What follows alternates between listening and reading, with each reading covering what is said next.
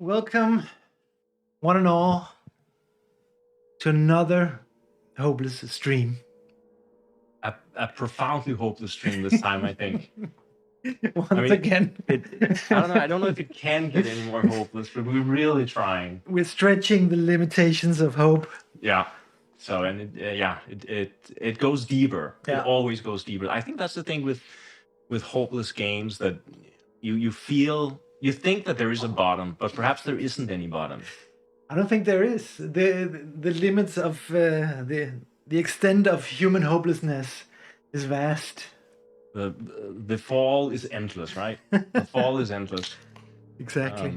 And we're just observing, Yeah. really, as we fall down. Exactly. And yeah, I guess that's what these streams really are about. Yeah. Just by descending into various pits of darkness and madness and despair and recording it as we go. Yeah. Because that's really all we can do. And sharing with all of you guys, sharing the hopelessness. Yeah. And I mean, today today's really gonna be a journey through hopelessness. Yeah. It's gonna be a journey through a very hopeless landscape. Because what we're playing today is Doom Pilgrim. Doom Pilgrim. Doom Pilgrim by Václav Trier, I think it's pronounced. Yeah. A Czech artist and designer who created this little gem of a game, which is wonderful in many ways. It's wonderful because it has beautiful art. It's wonderful because as we play through it, we're basically only going to orient ourselves in the game by looking at images. Yeah. We don't have any other clues than images as we travel through this doomed world. And the mechanics, there are basically no mechanics. I mean, I'm not even going to explain them because there basically just aren't any mechanics. You look at cards and you pick them, and then you see what happens. And that's the whole journey. So what I see this game like is like we're on a pilgrimage through a doom world, and I don't think there's anything we can do about it. We haven't played the game, we haven't looked at the cards, we haven't really done anything other than just set it up and we're just going to start out. But my feeling is that the world is doomed, and that whatever we do in this world is not going to heal it. So how is this game different from real life? I think it's very close to real life. You have this idea of agency, but you don't really have agency. Exactly.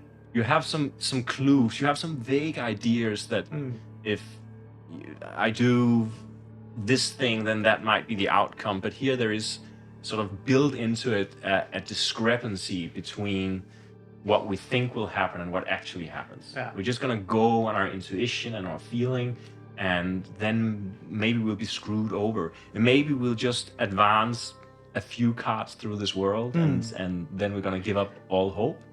Or perhaps we're going to go further. Perhaps we have to take multiple journeys through this world. Yeah. Just like we tried when the last stream, shout out to all of you who witnessed the last stream where we played Barbarian Prince. And it was also a case of actually having to delve into this world multiple times with different outcomes every time. We had a huge map, hundreds and hundreds of squares. Yeah. And I think in one of the playthroughs, we visited 2 squares or something like that. And others, we made it a little further, but still, it was just a fraction of what we could actually see. But here,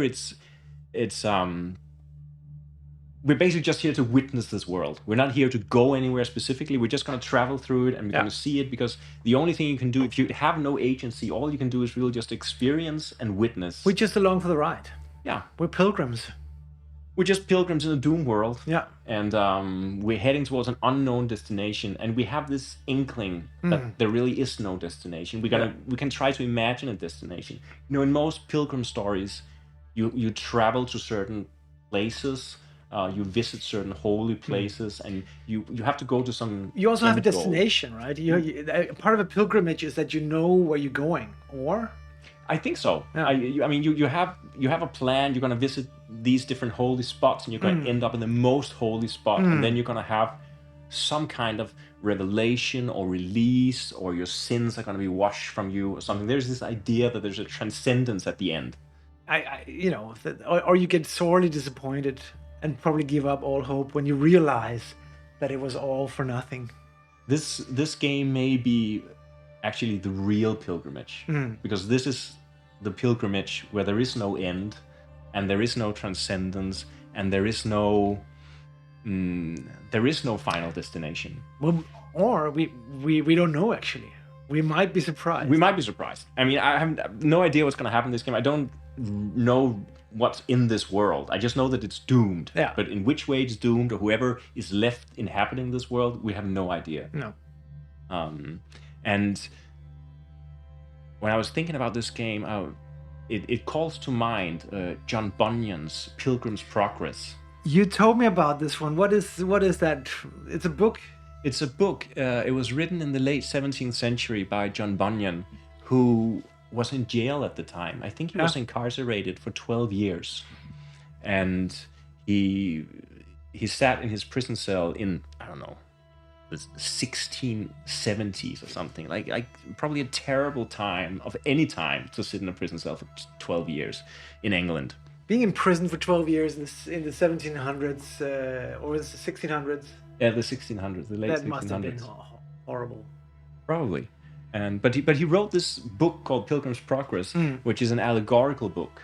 The main character is called Christian. Great. And Christian travels from the city of destruction.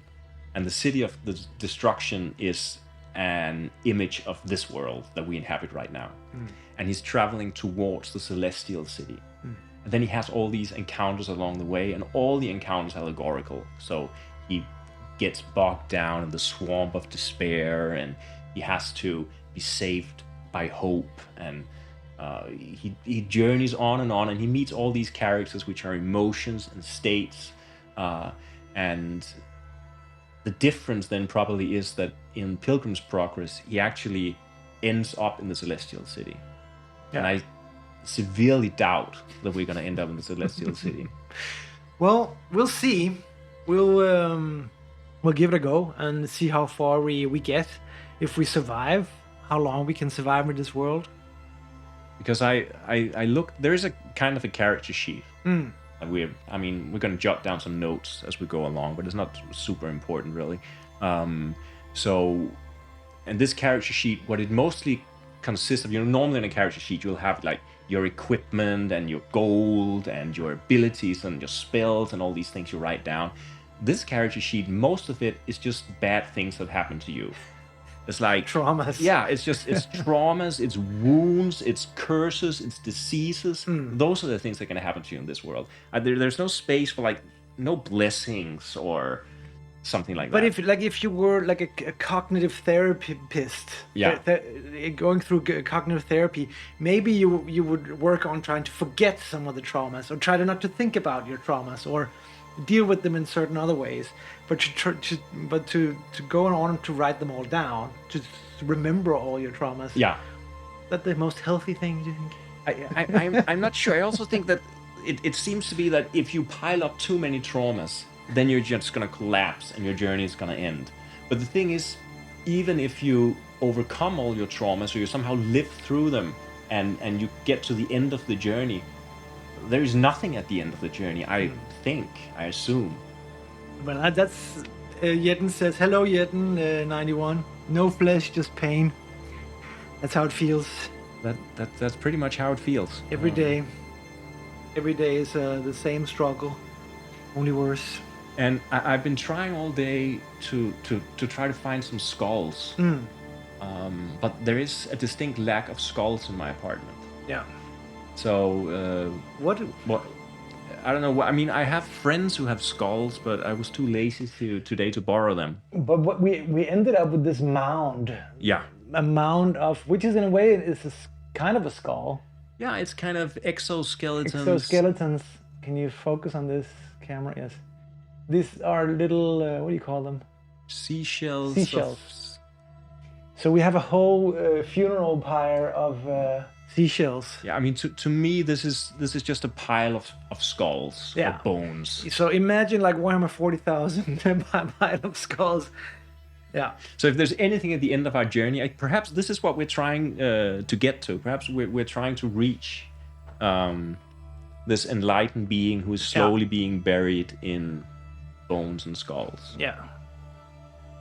I'm just gonna turn on our incense stick just to get some atmosphere. I also feel that for this journey, we may need a glass of wine. Ooh. Don't mind if I do. So we've sacrificial wine. Sacrificial wine. It's the Velvet Devil who's gonna accompany us on our journey. Sounds good. So should we just start by pouring us a glass of wine? Sounds good.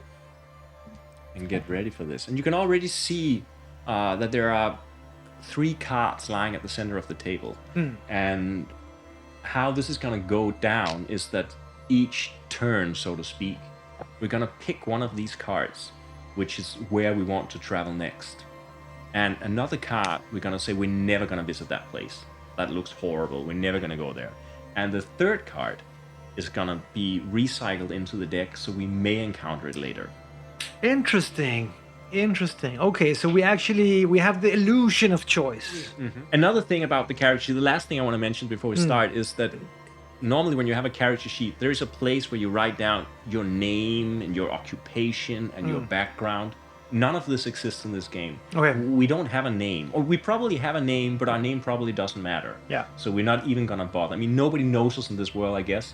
Nobody is going to call us by a name, and it makes no sense for us to tell our name to anybody. Stranger in a strange land. Yeah. Whatever our background is, it just doesn't matter. We probably have one. So we're in the universe of salt and shadows and silence. And we have decided to go on a pilgrimage through this world because that's really all that's left for us. Sad as a cemetery in the autumn dawn. Okay. Just my words. So how did we begin this journey? Well, we begin this journey by going to one of the 3 places that's out here in front of us. And looking at the cards now, I see a dark castle. Both in the front, really, and in the horizon. I wonder who lives there. I wonder if it's a good and comforting place. I mean, it looks a little bit... I mean, it doesn't look like the place you would really want to go on a long holiday. No. But who knows who lives in there? There might be people who set them up nicely. Yeah, maybe there's a cozy fireplace. Perhaps there's a cozy fireplace and we can actually hang out there. Then we have a shadow world of some sort. There's some kind of bird man here. And there's like a real bird behind the bird person. I just have to say, I'm not a huge fan of birds. No. I think they're kind of creepy. And if you remember our last stream... The last stream, we had a horrible incident with a bird. A horrible incident with a griffin. And I remember that finally we succeeded killing the griffin and taking its claws. Yeah. And then few days later, we were so fatigued and weakened that we couldn't even carry the claws, and we had to leave them behind. We had to throw out our only sort of trophy from this fight. Very pathetic. So we have a bad history with birds. Yeah. That's okay. And then the last card that we're looking Bird at, trauma. it's someone is kneeling in prayer, it looks like. And there is a skeleton of some prehistoric creature lying on the ground. And then there is... that's kind of scary because the other skeleton looks as if it's flying, or perhaps it's a vision that he's having. Could also be the depth that it's like it's so huge, but it's far in the background, but it's just much larger scale, maybe. Right, that could be. There's also, it's almost like there's some light. It's almost like there's the sun. But it looks kind of like a desert storm or something, a horrible, frantic storm that just peels off the flesh, off the bones of any animal that enters this storm, that is captured in this storm. It could also be the conflagration of doom, the big fire that'll just purify. And why would we want to go there? I mean, okay, instinctively, I would say I don't want to go to any of these places. Okay. But I think we're on a pilgrimage, so we have to go to one of these places. Sure, that's part of the experience. Can I just veto this card? Yeah, we can say that we're not going to go there. Yeah. Because then that just goes out. Yeah. No birds. No birds. That can be, yeah, let's say no birds. Peace and love to all the birds out there, but I just leave me alone. Tatsevitri, hello. You have to, he you says. have to. Yeah. That's... I'm sure we will be forced. Jeden says the spine looks powerful. It's true. It's true. I also think it looks like a more positive card than the castle. Also because didn't we just leave home? I mean, we're not just out to go visit our neighbor. That's true. That's true. But perhaps later we want to visit the castle, so we could save that for later and then go. I think we should take Jeten's advice and journey towards the spine. Okay. Then let's put this at the bottom of the pile. Yeah. Yeah, just. Or it should be just up. like that. And as you can see, if you flip the pile over, see how thick it is, so people can see how thick the pile is. Yeah, there's plenty of cards to. It's going to be a long journey, guys, or it's going to be a short journey. I don't know. Let's see how far we get. All right, let's see what happens. Let me just show the card. Probably, can you see it here? He's summoning it. Yeah, I think so. Let's see. Maybe it's us. I don't know. Summoning All right. the spine. We found a desert hermit. Mm-hmm. Okay. Wow. So, and these devout hermits, they are fighting their inner demons. Aren't we all? And they are living far away from everyday life in their hermitages, and all they do is that they just pray and meditate and fight demons. But there's something different about this one. It's like we can see his demons. So the thing is, are they still his demons or are they ours? What is it that we're seeing? Is he aware of these demons? What was it? I don't know. We just see him sitting like this, praying, right? Or meditating. But the Tatsevitri demons... says the iron shard storm ripping flesh from the bones. That's very beautiful. And yes, that is our choice, believe it or not. Not the most intuitive. Well, we didn't have so many choices, We're just trying to talk it up here. So, okay, so we don't know whether the demons we're seeing are his or whether we're projecting our own demons into. Perhaps we're just doing terrible things for him. Perhaps just our mere presence is making him see demons. Like, that could be it. So it seems that we're going to get confusion. We're getting confusion. We're getting confused. I have no idea what it means. I'm just going to write it down. Well, I can feel that. That's pretty much very daily occurrence for me. Confused, disappointed. This is obviously a mirror of real life. Yeah. So, do we have the blasphemer badge? I don't think we have the blasphemer badge. I don't recall us receiving that badge. So we can stay with him for a week. Yeah. And get ourselves healed up a little bit. And then we can stay another week and another week and another week, and we have to stay with him all these weeks, it looks like. Wow. Jesus.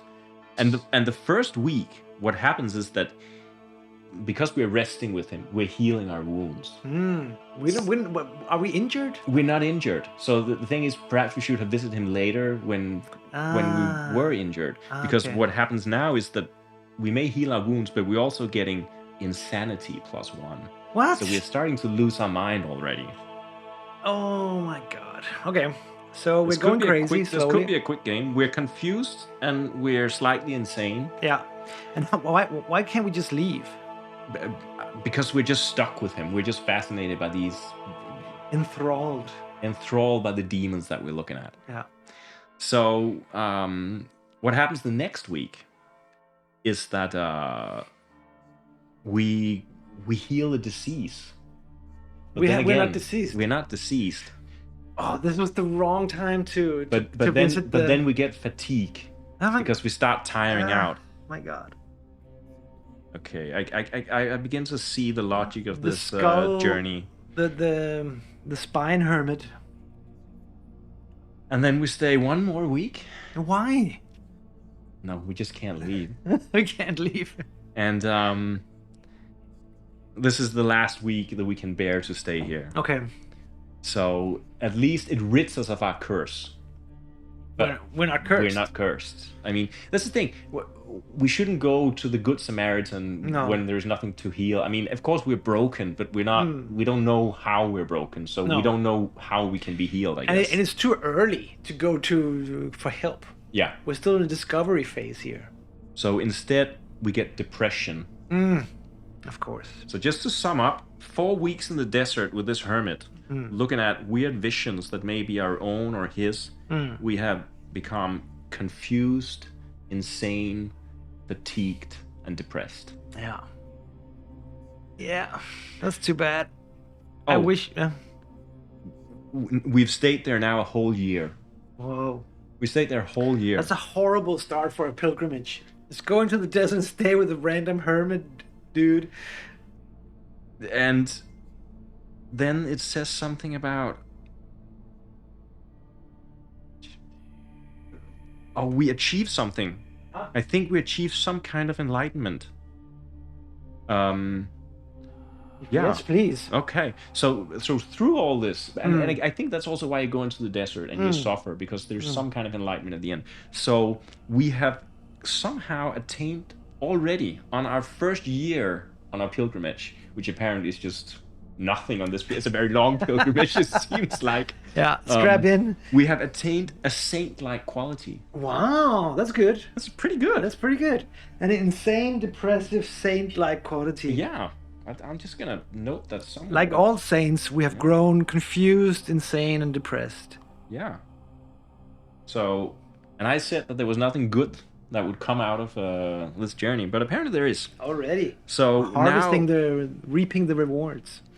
So we have the saint badge. We are saint now. We are immune to all curses. There you go.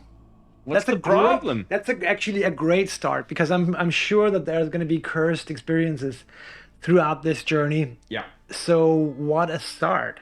We might be insane, we might be depressed, we might be utterly confused, but we are immune to curses. We're immune to curses. Wow. So that was our year with the Desert Hermit. I hope you enjoyed it as much as we did. It was a pleasure being here. I'm gonna May you also be immune to curses. Yeah, let's project that. So we're just gonna make a stack here that's gonna show our whole journey. Yeah, cool. These are some coins. We don't have those gold coins, by the way. I just put them there. So now you put out the next 3 cards, not the top card, but the 3 below. Yeah. We have some sort of raging... No, it's a cliffside, and there seems to be a storm brewing. Mm-hmm. And then we have an axe master, perhaps an executioner, a robed figure, looming. And we need one more card. Looming robe figure. Oh yeah, you're right. Because this one is what we completed. And then we have a little bit more somber, wintry castle scene. Yeah, okay, there's a distant castle. It's a little difficult to see, but if I do like this, you might be able to see that there's a castle there in the background to the left. Yeah, and Yetten says this looks like a huge wave, maybe. Yeah. Or isn't it water hitting the cliffside, maybe? Or is it just like very, very heavy clouds? Yeah. Nice. And there's a little cave there. Aha. There's a cave opening, so yeah. Perhaps another hermit lives there. I'm not sure I can do another year. I'm already so tired of hermits. What are they doing? Get a life. So we have the warriors, or is it a single warrior battling another? Yeah, I'm not sure. Or is it an evil army of some sort? I mean, someone is approaching, right? And they have a staff with something hanging down from it, which doesn't look like... What is that weapon called? A flail? A flail, perhaps, yeah. Yeah. Yetten suggests that card 3 looks safe. Yeah, it looks like a cave? No, I think she... Oh, that one. That one. So it's like a wintry landscape. Yeah, I agree, actually. Yeah. So let's go visit the White Castle. I don't want to go into a hermit cave. I don't want to talk to an axe-wielding maniac or a flail freak. So which place do we never want to visit again? The cave? I think the cave might be interesting later somehow. I don't trust the warriors. I don't want to I talk don't trust to people. That's it. I just want to don't- avoid people. Exactly. I think maybe that's already a lesson learned here. Yeah, avoid people. Avoid people at all costs, especially if they're wielding axes and flails and are hooded henchmen. And the blood red skies and everything. It's no. I mean, no. so we're gonna throw out this card. Yeah, the henchman card. Go. Evil henchman. Evil henchman is out. And this one we're gonna potentially save for later. Yeah, so you put that at the bottom. And then let's see about this castle thing. Oh, it's a small town at the sea. Wow, nice. Which is it a small town at the sea? Feels a little bit like it could be a Cthulhu, start of a Cthulhu story, but we don't know if if it's a nice town at the sea. So yeah, it also says like maybe it's more like a fort than a real town. But it's rich. There are many trade routes that intersect here, and there's valuable access to the sea. Wow. So apparently there's some good left. A thriving community. Yeah, a thriving community. So the garrison of this fort is very well armored, and there is a bigger town that is close enough to it that the garrison protects this bigger town from robbers. So it's like an outpost or something. So again, it's a town. They can cure one of our wounds, but we're not wounded. No. So we don't really care about that. But they do also specialize in other things. Like if we had gold, we could buy stuff here. But we don't have any gold. We don't have any gold. So basically what happens is that we're safe in this town, but we don't have any gold, so we can't buy anything. So we just, we just set up for the night, I guess. Yeah, okay. And just spent the night here, and nothing really happens. But I guess also after spending a year in the desert with this crazy hermit, and becoming a saint, and now I expect people to be a little more worshipful of us as we enter. Yes, we're on this pilgrimage as almost like a holy quest. Yeah, and we have attained the saint-like quality. So yeah. But apparently people don't care about saints and holiness. I guess I kind of get it. Yeah. And we could also spend even just 1 gold, but we don't even have 1 gold. Yeah. So we're just gonna take a respite here in the town. I just want to say that that this is actually the soundtrack to the game. Believe it or not, this game has an official soundtrack, and that's what we're listening to. Yeah. So please chime in if you can't hear it, or if you can hear it. Yeah, the game designer is an artist, and he also works with musicians who have designed this soundtrack for his games. So that's pretty cool. Pretty cool. Okay, so nothing happened in the city. Nothing happened in the city. That was a lot of words to say. Nothing really happened in the city. Yeah. But I think nothing is good. But it's also kind of waste of time to be in a town if you don't have any money. Yeah, but I think we're slowly learning the lessons of the world. I mean, we might have figured it out ourselves. Don't go to the town without money. Yeah. I mean, we actually experienced that in Barbarian Prince as well. Yeah. But we didn't learn the lesson. No. But let's see what's next. Where this journey takes us. So we have strange, eerie, like the side, almost like the back side of a castle or entrance to a town or something. A strange primordial man. Ooh, that looks like a spirit being of some kind. And an evil-looking... Oh, that looks bad. Evil-looking beast lord type character. I kind of feel that we would need some sort of weapon or something to defeat that beast there. We don't have anything. We only have the immunity to curses. Yeah. Which might not be enough. So perhaps not. Let's get into any big fights. What is good here? I'm intrigued by this one. Yeah, I'm kind of intrigued by this spirit being. But I don't know if it's a spirit being, but... Well, first of all, we can agree that we don't want to mess with the Beast Lord. Yeah, let's just take him out immediately and just forget about it. Yeah. Beast Lord, please don't hurt us. If we had some bad sword, we could do something, but no. So, we have the spirit animal, the spirit farer, the ghost child. But it's almost like some. It's almost like kind of a church of sorts. It has a kind of a cross. And my thinking here is, we visited the hermit, and he could sort of help us overcome traumas. Then we visited the town. We didn't have any money, and if we go to the church, that'll be a place where they can heal us of stuff. But we're already a saint, so why would we go to the church? Yeah, you're right. Perhaps we need to have an experience. We need to have a real experience. Yeah, I think we need to have a real experience. Okay, let's go with the spirit animal here. Yeah. A spirit... whatever. Whatever it is. Let's see. We don't know if it's a spirit, but it looks like this.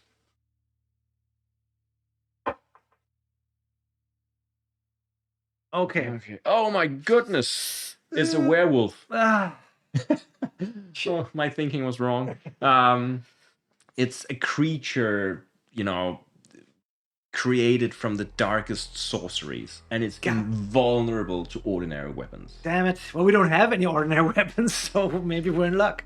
And it's attacked us on some path far away from any sort of human dwellings. We're all alone. No help nearby. And it's not a full moon, which is good. It's in the middle of the day. I don't know why it attacks us in the middle of the day, but that could be helpful.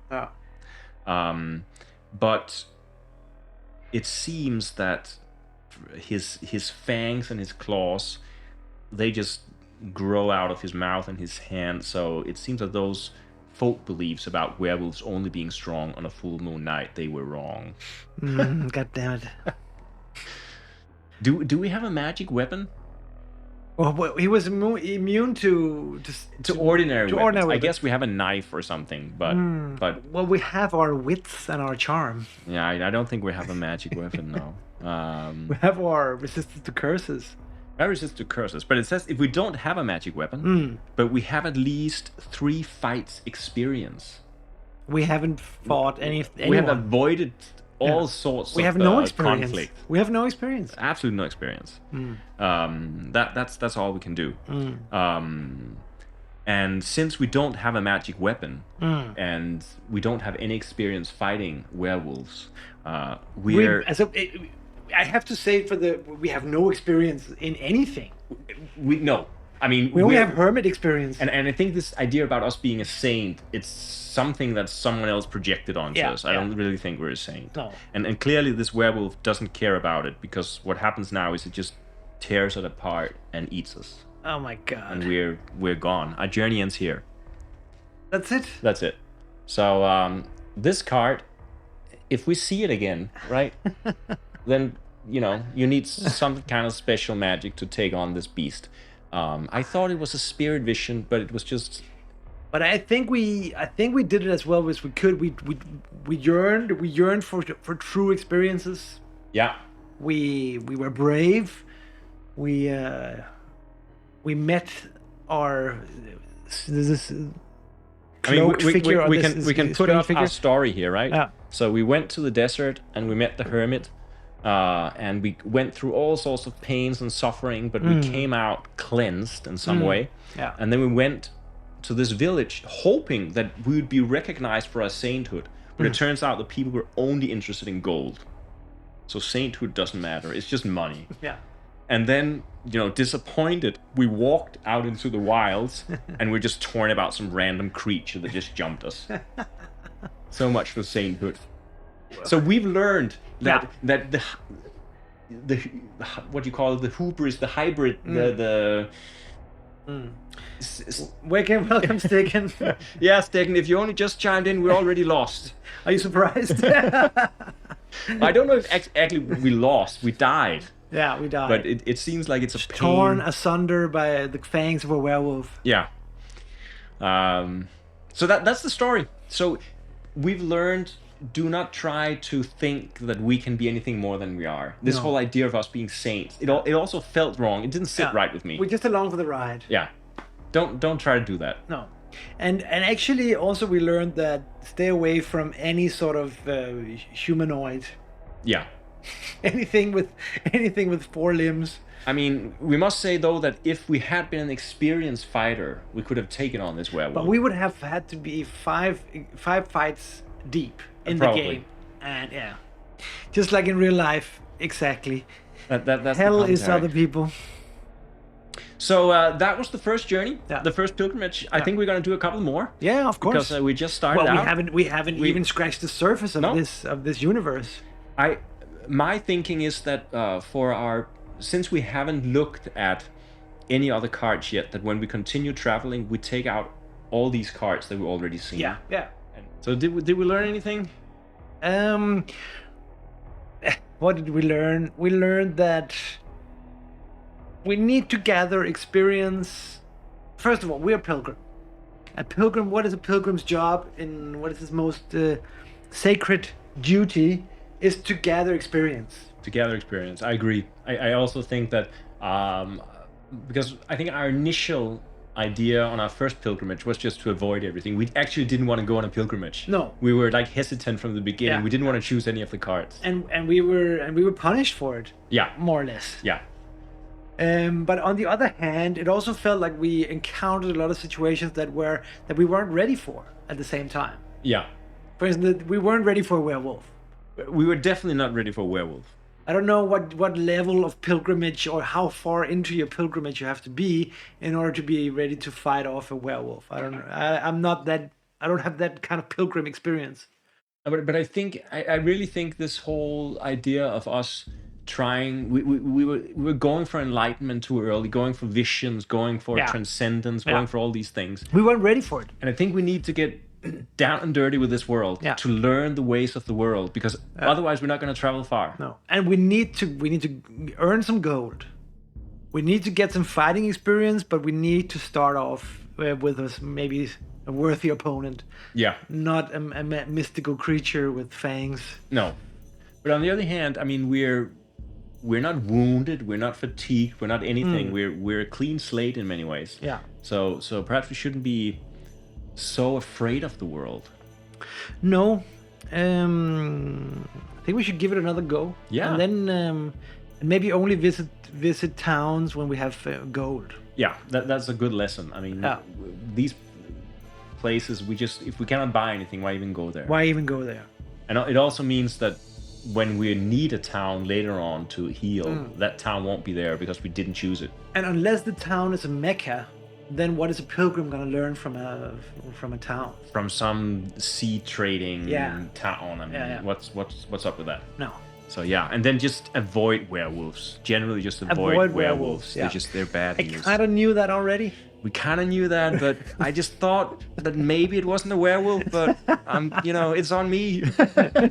You were trying to get us in another direction, actually. But I think we started out wrong. I think we're gonna start it again, and this time we want to experience the world. Yeah.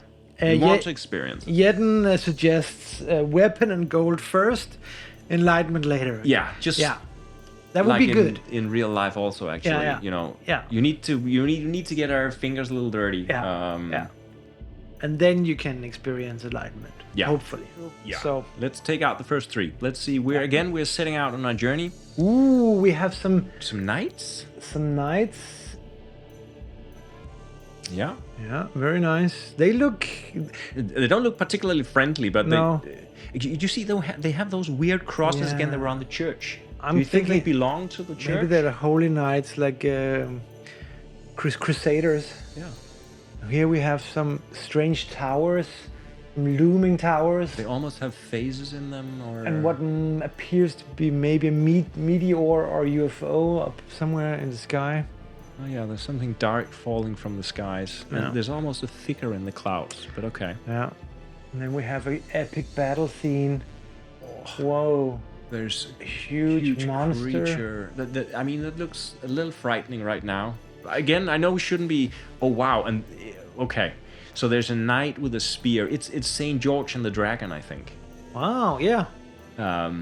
So that's true bravery, but you can't slay the dragon, I think, without. I would love to keep that card for later. Actually, I would like to be in a position where we can slay the beast. But do you think the card implies that we're going to be battling the dragon? I mean, or are we just going to watch? Do you think we're just going to watch the knight get eaten, or? I would hope so. I don't want to fight dragons. I just want to go on my safe little cozy pilgrimage. I mean, considering what we were talking about before, perhaps it wouldn't be too bad to. I mean, I know I'm a poor judge of illustrations apparently, but just perhaps meet some other people, find out who are the people who inhabit this world. Maybe they can train us in the art of swordsmanship. We can ask them. Yeah, we're gonna ask them. Yeah, please, dear sir, can you please join the army? Yet it says, yes, exactly. We're gonna join the army. It could be henchmen for us. Yeah. Yeah. Or we join the army, we get some experience. Maybe they're going to give us an armor and a sword. Yeah. I like that. Yeah. So what should we throw out? I think... Well, you wanted to keep that for later. Yeah, I wanted actually. And then forget about this That's fine with weirdness. Me. That's fine with me. Yeah. Then let's throw out the weird towers. Yeah. And the meteor falling from the sky. That also looks apocalyptic in a very bad way. Yeah. And then we put this one at the bottom.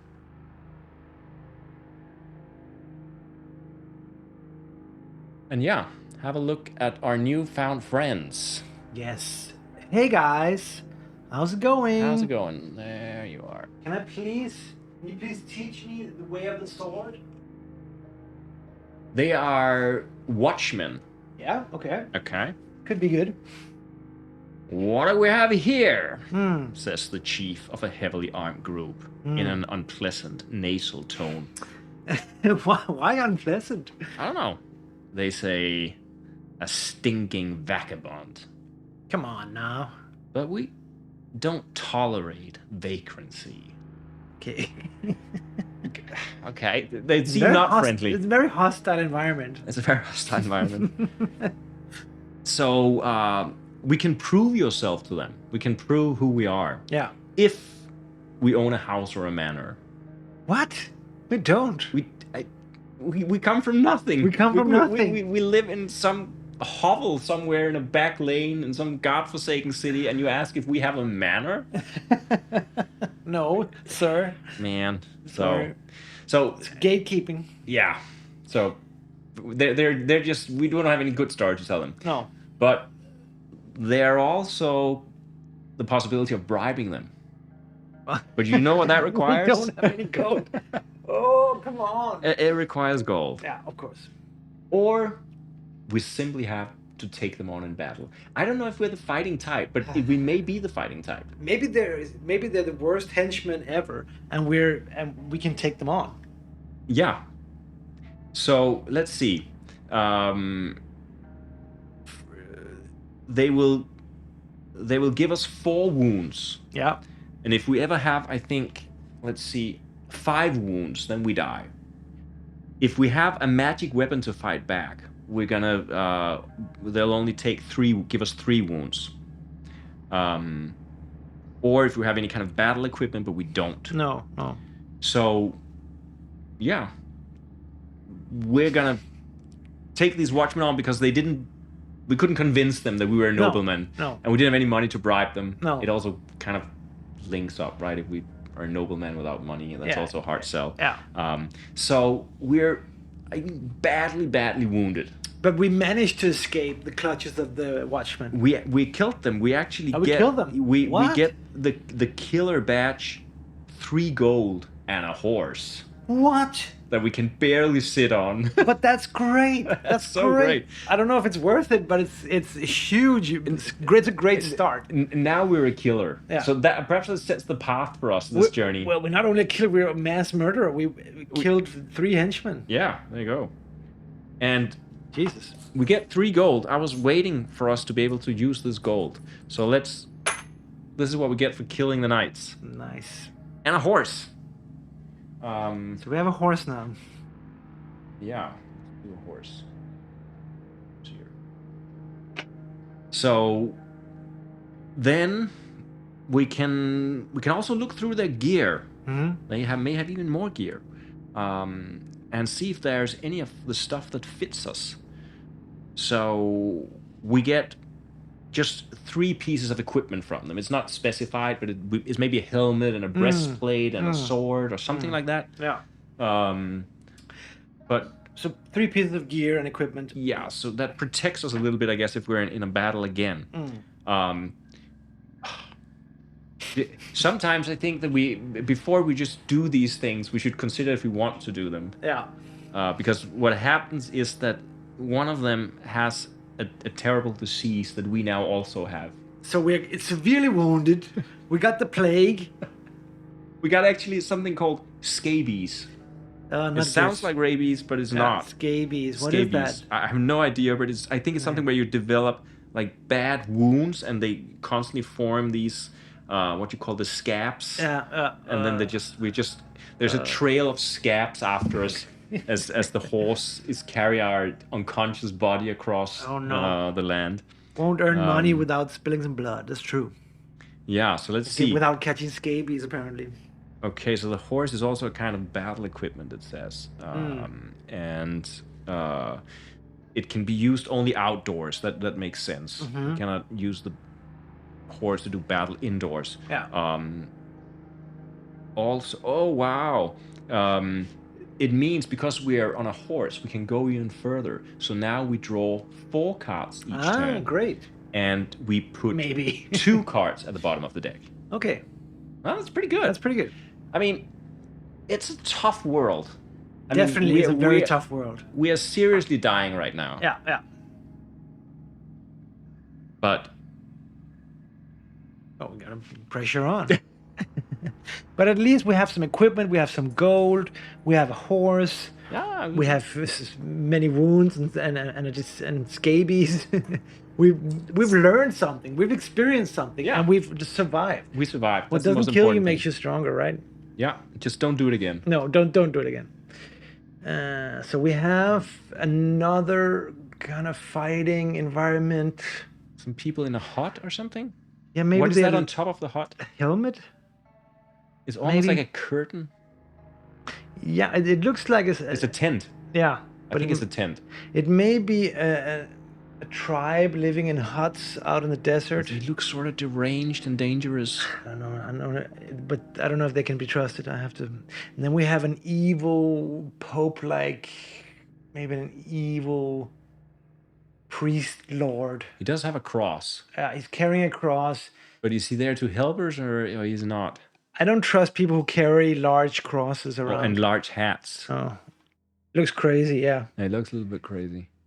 And here we have a serene forest scene. Oh, is it lightning or are there branches on the top? The branches. This is like it's lightning branches. Autumn scene or something. That looks quiet. I mean, it also looks a little bit stormy.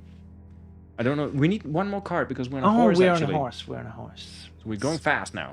And here we have a beautiful castle scene in the misty mountains. Okay. Move this a little bit. What do you feel about this? I mean, my thinking is here that we definitely don't want to get into a fight. No. Because we're too wounded. We're not going to survive a fight. Did we get a weapon from the henchman?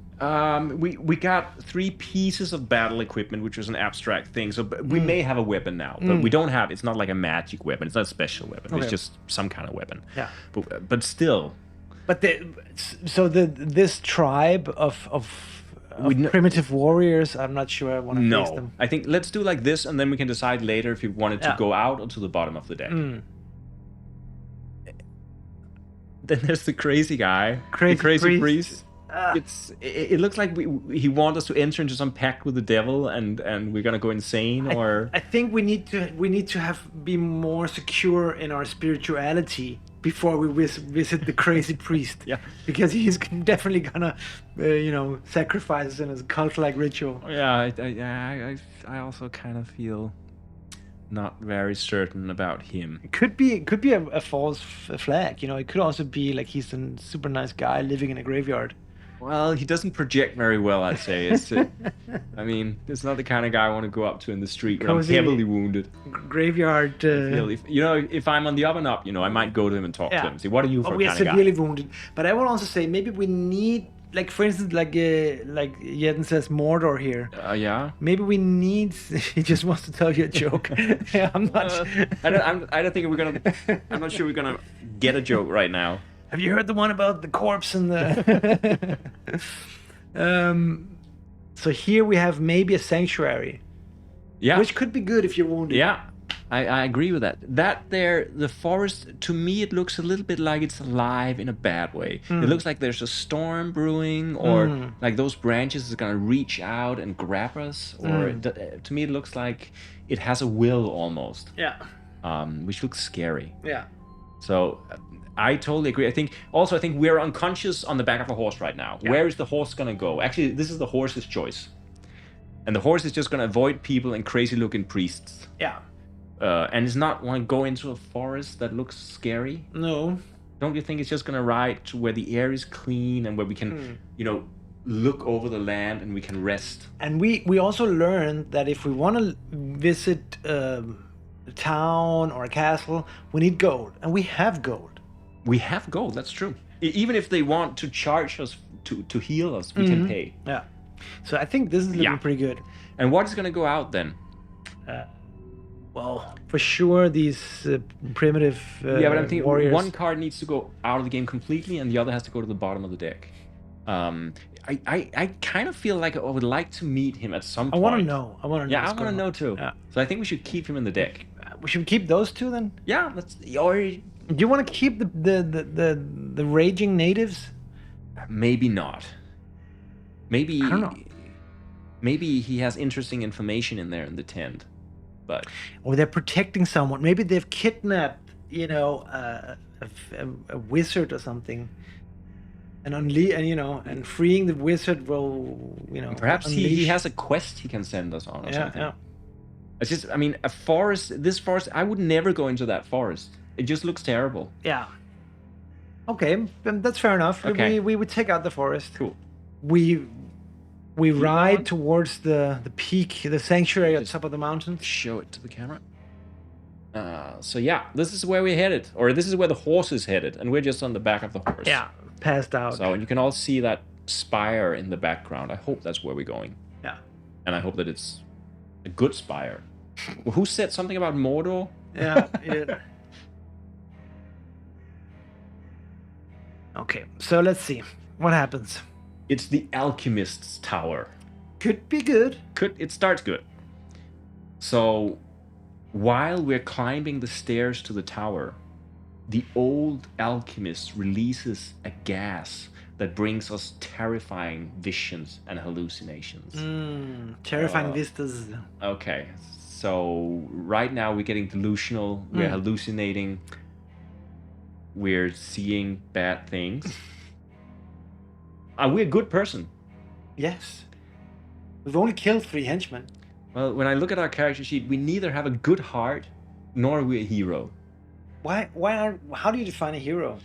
Well, we haven't got the hero stamp. No. So, Fair enough. you know? Fair enough. I actually wasn't. There you go. Yeah. So, we aren't that good. No. So, what happens instead is that we get dismayed.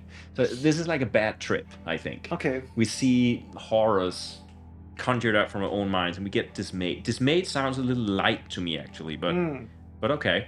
We get dismayed. Yeah, okay. And what happens more? Are we evil? No. Well, if we are a killer, we're evil. Well, fair enough. Fair enough. We just killed off 3 watchmen. So we are actually a killer. Yes. Okay. So that means that the visions that we experience as we're going up the stairs in the Alchemist Tower, they are just horrible because these are all the people that we've killed that come back to haunt us. No, of course. So we are almost going mad with fright from this, and we get +2 insanity. Shit. And if we ever get to +3 of one of these, Yeah. we're also gone. So we're barely sane, and we're barely alive. Oh my God. Now, if we've endured all this, which we have, Yeah. then the alchemist is actually a friendly guy. Thank God. He takes us into the highest chamber, and it's full of all these weird little pots and vials and bubbling liquids and all these things. And he asks us if we could help him test some other products that he's brewing. Okay, I'm not so sure if we want to be So let's see. drugged further. we can test these things, and for every one of them we test, we get some kind of condition. Like we get fearful or dismayed or confused. Our mind is disrupted. We go insane. We get despair. We get depressed. But for each of them, we also get what's called a guinea pig point. Why would we want guinea pig points? I have It doesn't no sound idea. like a cool thing to have. But I think that maybe it's going to create some kind of resistance in us. Yeah. That if we've tried some of these drugs, they may help us sustain something later on. So It's a stretch, I would say, but fine. yeah, no, I'm not saying we have to do it. I'm just thinking. But he's giving us the option to do it or not. Yeah. We can just say we don't want to be your guinea pigs. Yeah. And we can just go away. But we're gonna be inflicted with. But okay, but let's see here. If we get enough of these guinea pig points, if we do enough of these things, if we get like 3 mental defects from drinking all these crazy. That's a lot. It's a lot, but it's different kind of stuff. We can split it out. Yeah. Then we will get the potion of invisibility. Wow. Which means that if we encounter a card that we don't like, we can just discard it immediately. So if we encounter the werewolf, we could just go invisible. That's very powerful. If we take 4 sips of the alchemist bottle, I'm just gonna take 1. Yeah, let's take 1 sip of the alchemist bottle just to taste it, just to see. Then we get an elixir, which can cure all diseases. But we don't have any. Oh, we do have the scabies. We have scabies. But what is? I mean, yeah. It's a little bit. It's a little bit it's annoying. A bit messy, but we can deal with it. Like inside our armor, it gets really messy with all the scabs. That's a smelly, moist scabies armor. And if we take 5 sips of the bottle, then we alchemically sort of become gold. So we get 10 gold pieces. Like Midas touch almost. Something like that. We just create gold. But taking 5 sips of the alchemy potion. It sounds terrible. How many defects would it inflict upon us? Well, 5, or we could take, like, for example, if we took fear, we could take 2 fear, 1 dismay. If we get to 3 in any one of them, we're done for. Do we choose ourselves, or? Yeah, and there's a list here we can choose from. Wow. But don't you like the idea of the invisibility potion? Because that's basically a get out of jail. The invisibility potion is worth it. And it's only 3 sips. Yeah, that's for sure worth it. Let's do that. Let's do the invisibility. Okay, so let's see. We already have dismay and insanity, so we don't want more dismay or more insanity. No. So I'll tell you what we can choose from other than those, right? Okay. So we can bump something up in fear. It makes sense. We can get afraid. Fear. I'm already a little bit afraid. Yeah. We can get confused.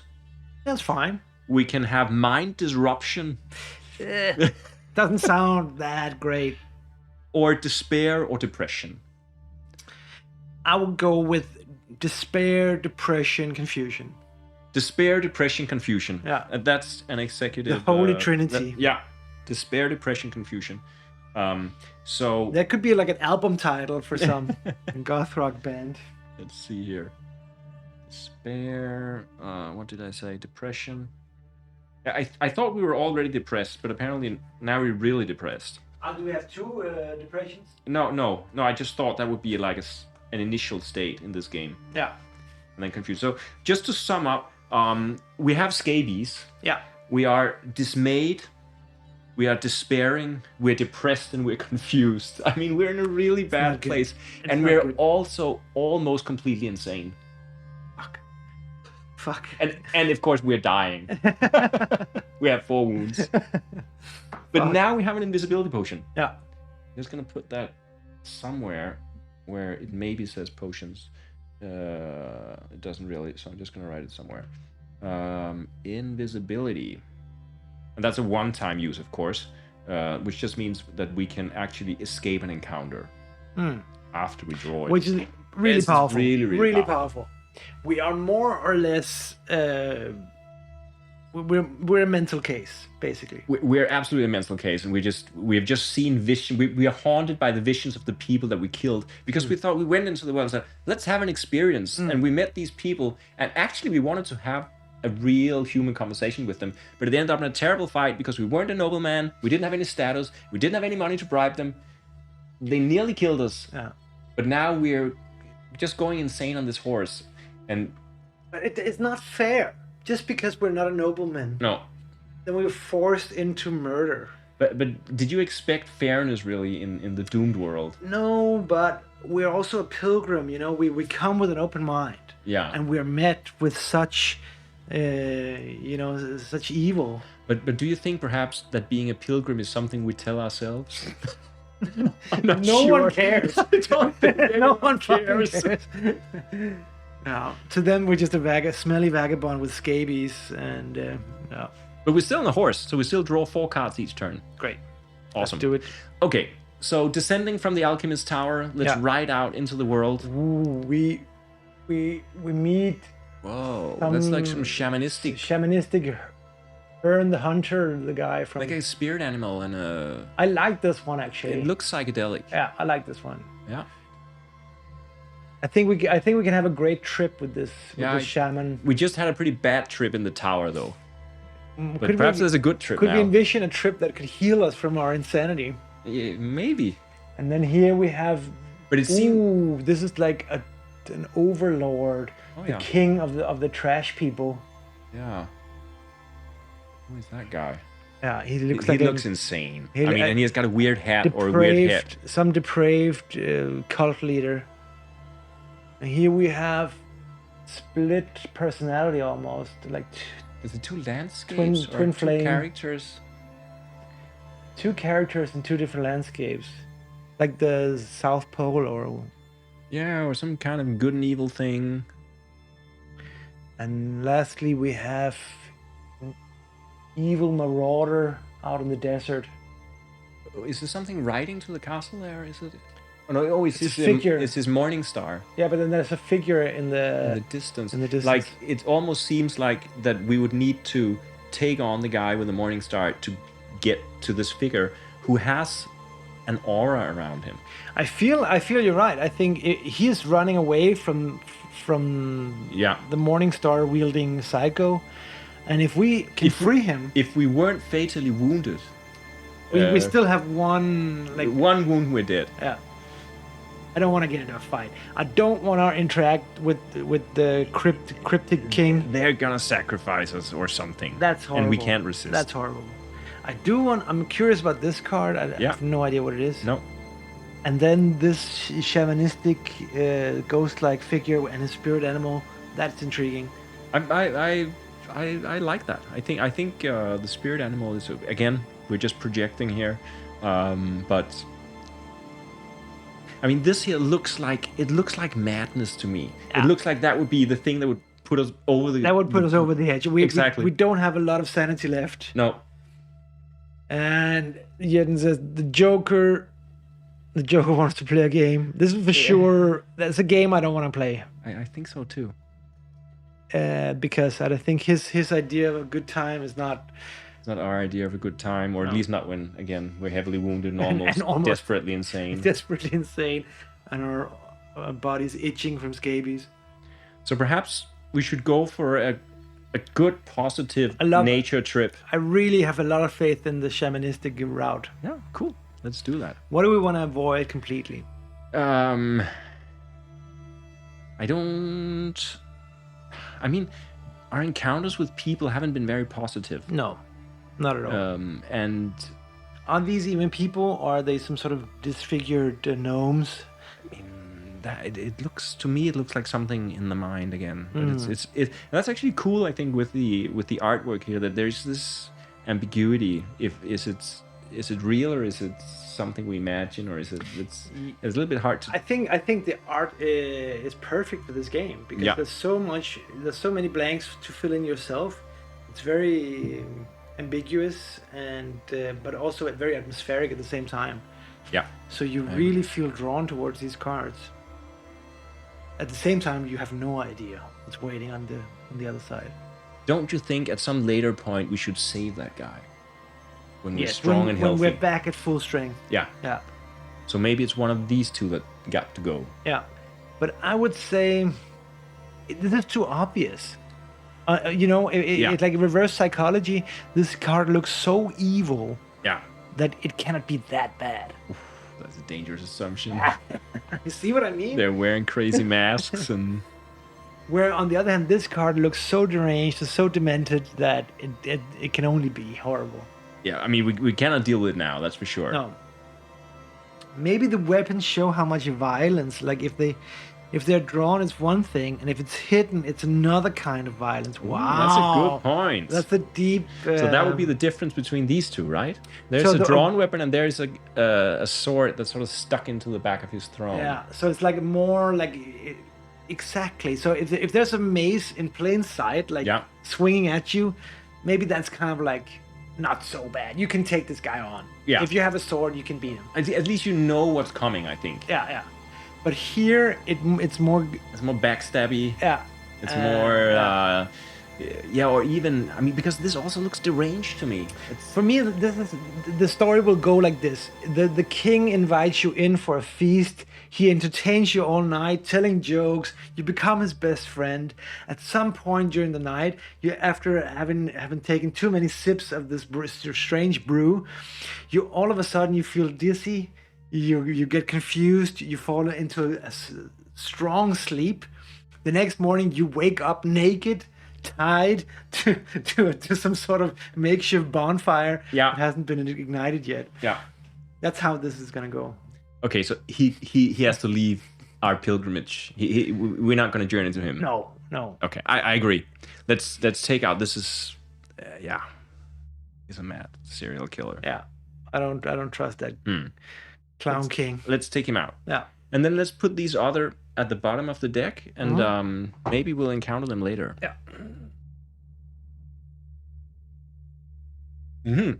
Okay. All right. So we're riding on. Heavily wounded, almost insane, and let's see who... It's the Green Knight. Wow, interesting. So here's an Arthurian reference. Arthurian legend, yes. Yes. So we're going through a deep, misty forest, and we meet a noble figure, a tall warrior, more like a god than a man.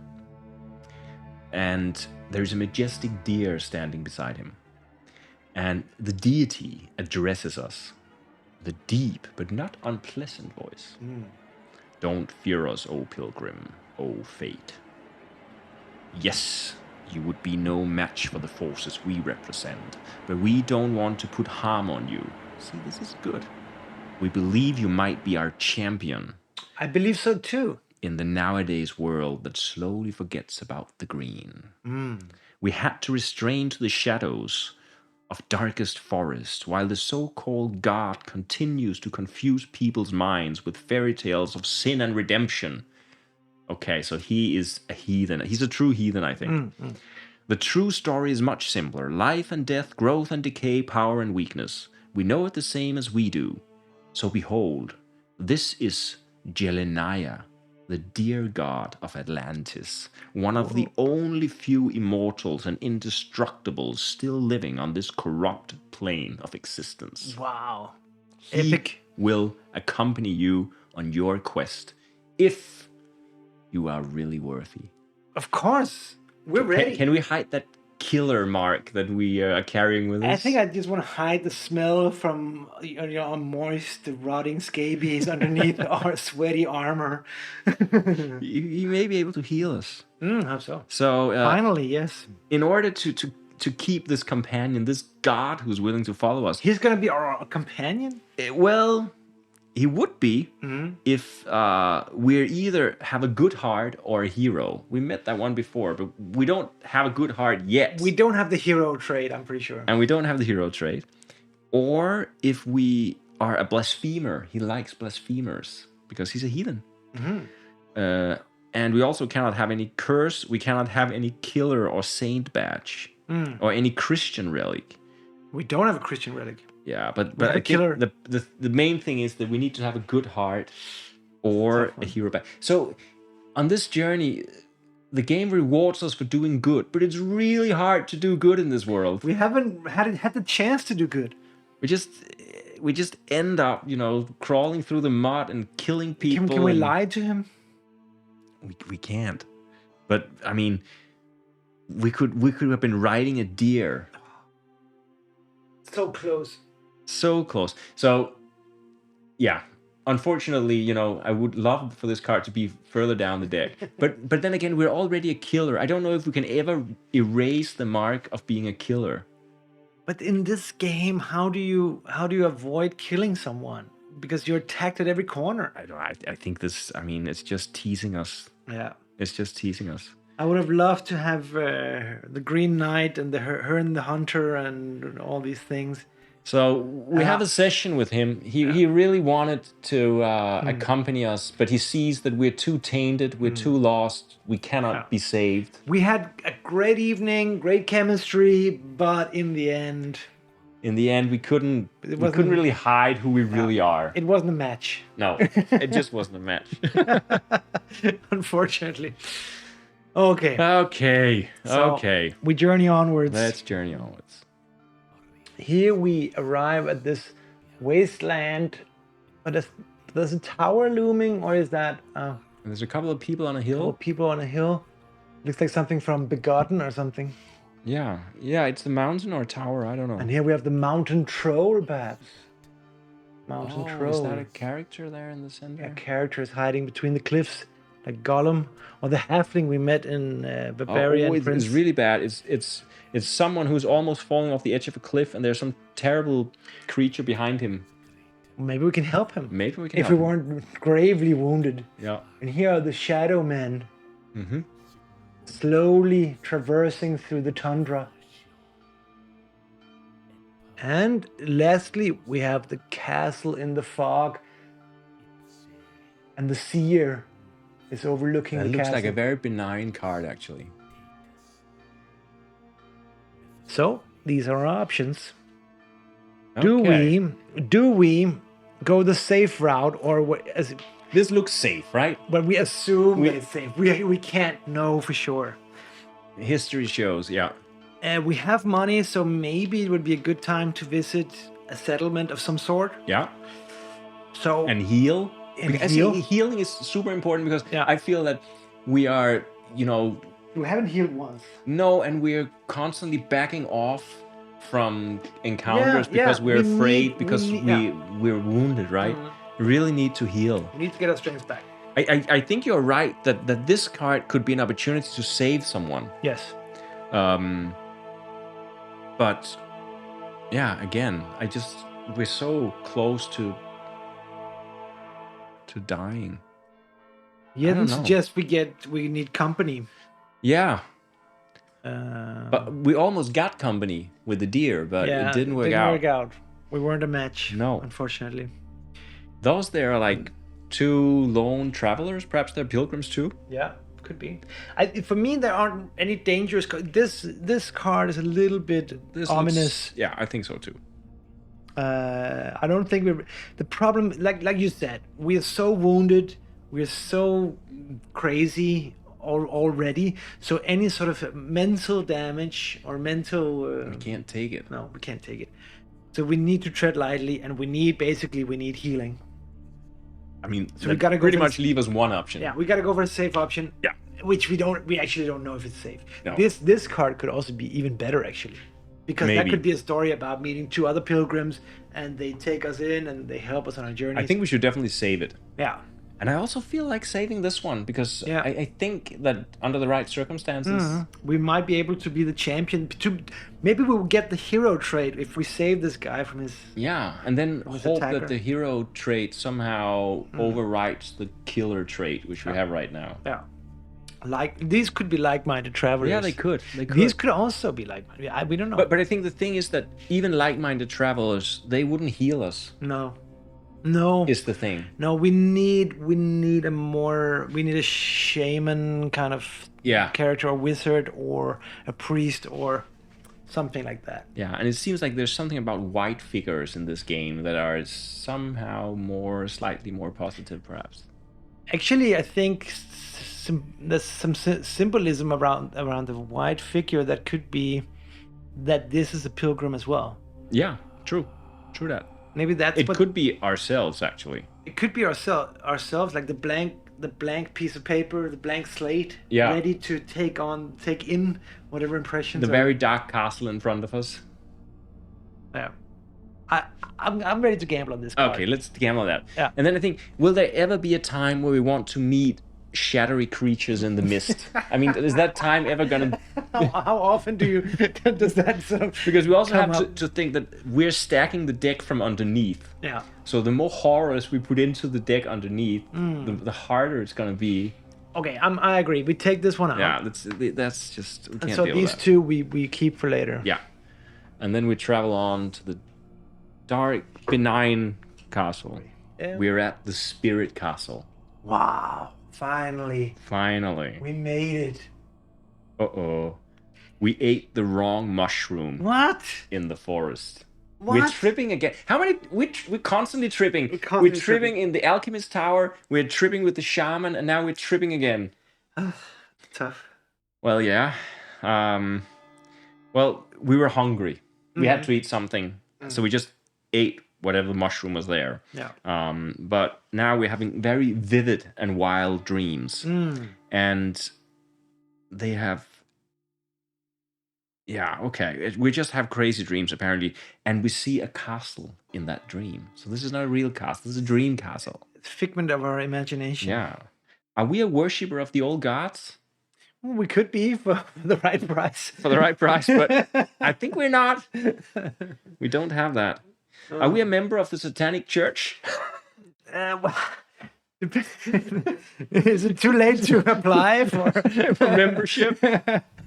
What is the process? Don't you think perhaps that crazy priest there with the cross that we put at the bottom of the deck, yeah. he might invite, Yeah, that was our ticket. invite us into the Satanic Church. Yeah, that was our ticket to the Satanic Church, of course. But we're not. Otherwise, it is a castle reflecting our inner darkness or glow. Okay. So let's see how spiritually fit we are. Not very If we have a killer badge, it's -3. bad. It's -3. Every psychic drop is -1, and psychic drops are basically all these traumas. So it's we gotta have be a minus, 1, 2, 3, 4, 5, 6 of those. So that's a -9. Are we cursed? No. No. Good. Do we have scabies? Do we have a dog as a companion? That would be good. We don't. We don't have We a have dog. a horse. We have a horse. It's not listed. I'm sorry. Are we a hero? No. It really wants us to be a hero. I would like to be a hero too. Yeah, but do we have a cat? It's also good. No. We have a horse. Do we have a good heart? That's the best. I don't think so. I think maybe we have a good heart. It just hasn't revealed itself yet. Yeah. Oh my god. Okay, so we have -9. It sounds like it's not a good number.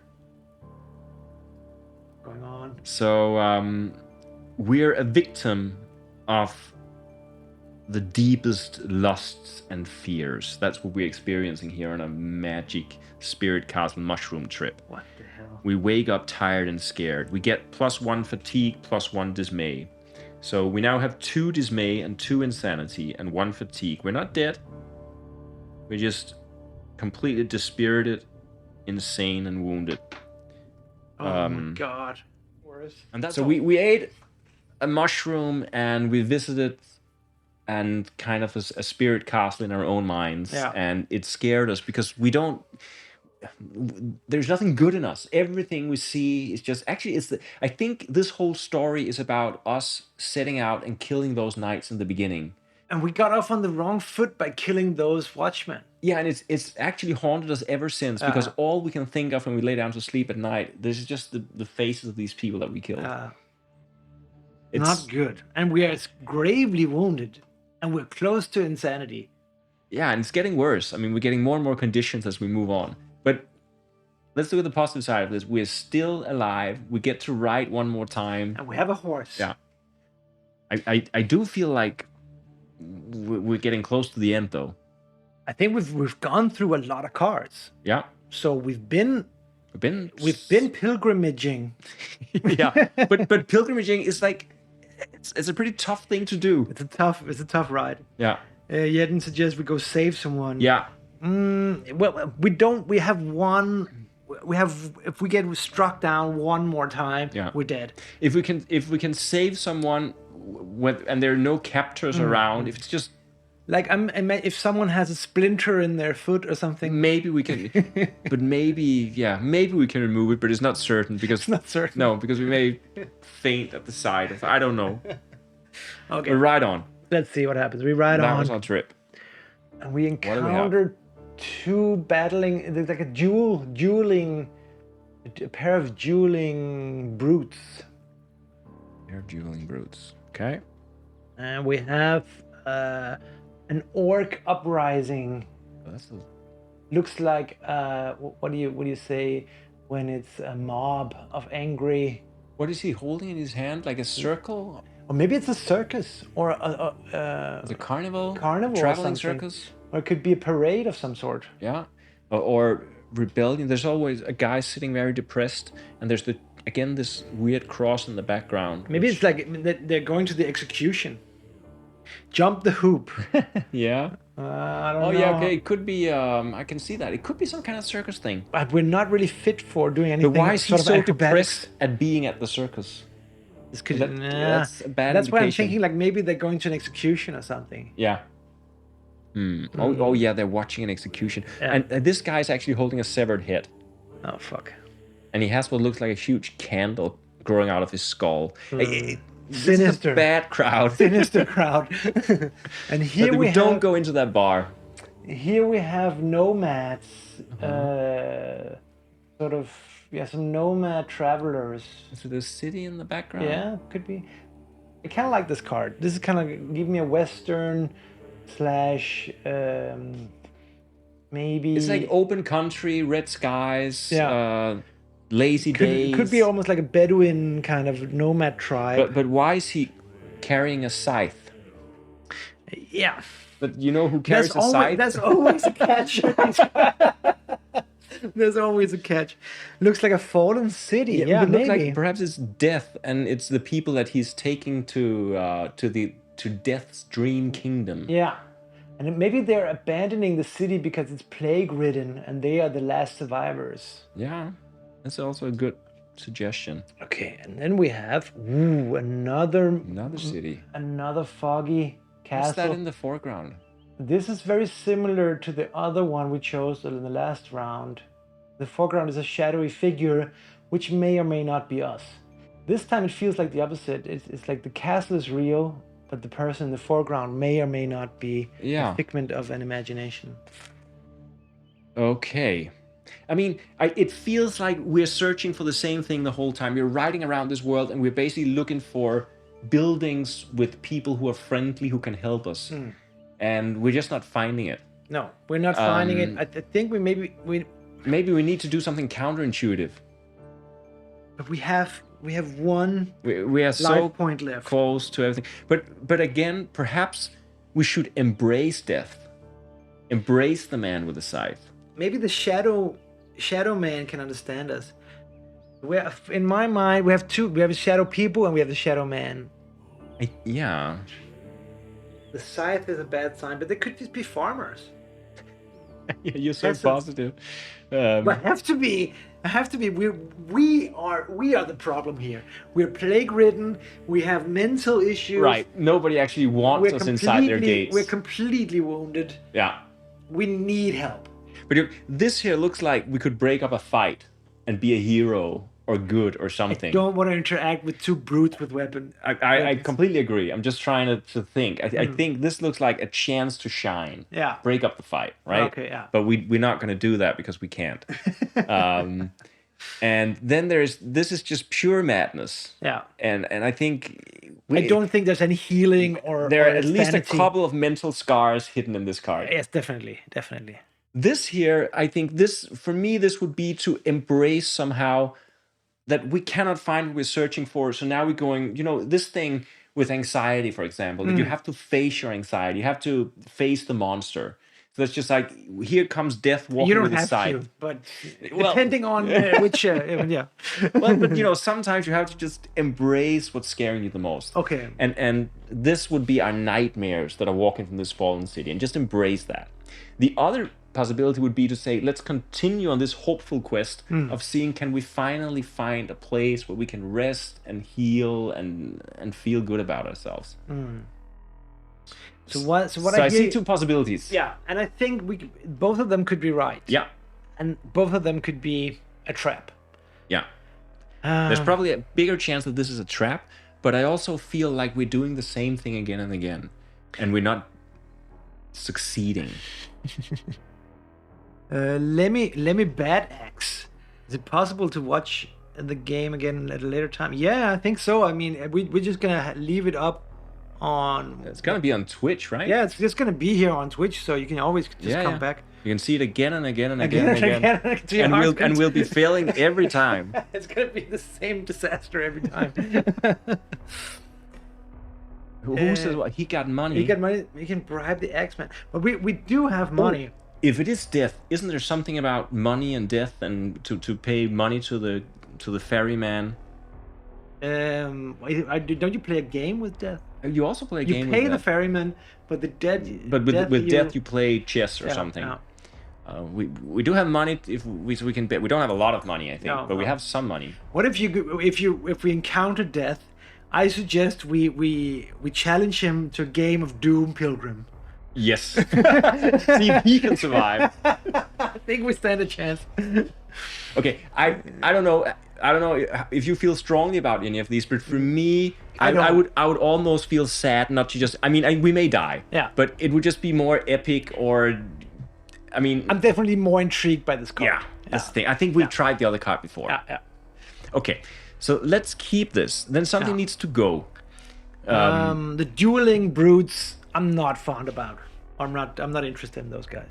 No, because I mean, we have enough trouble of our own to begin to sort out other people's arguments. No. It's not gonna work. It's not gonna We're not there on our journey. We haven't reached that level of enlightenment that we can sort of guide people. No. If at some point we get the hero trait and a good heart and something, but I don't see that coming. No. And we're already. I really think that if we cannot wash off that blemish of being a killer, that's going to be a downfall at the end.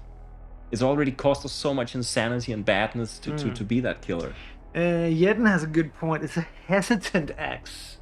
So you say that you can read from this card that maybe he doesn't want to swing the axe. He's hesitant. He's holding back his anger. Or he's waiting for the other guy to make the first move so he can feel justified in killing him. Yeah, both can be true. But I agree with you. This is for me the least intriguing card. Yeah, it spells trouble. Yeah. It's just full of trouble. Yeah. Yeah, no, it's gone. Sorry, it's gone. We're sorry. We don't trust it. Anyway, chances that we would get back to this card are slim. Okay. So it's this one, and those two go on the bottom of the deck. We've made our choice. That is super cool. I'm just gonna have a sip. Okay. All right.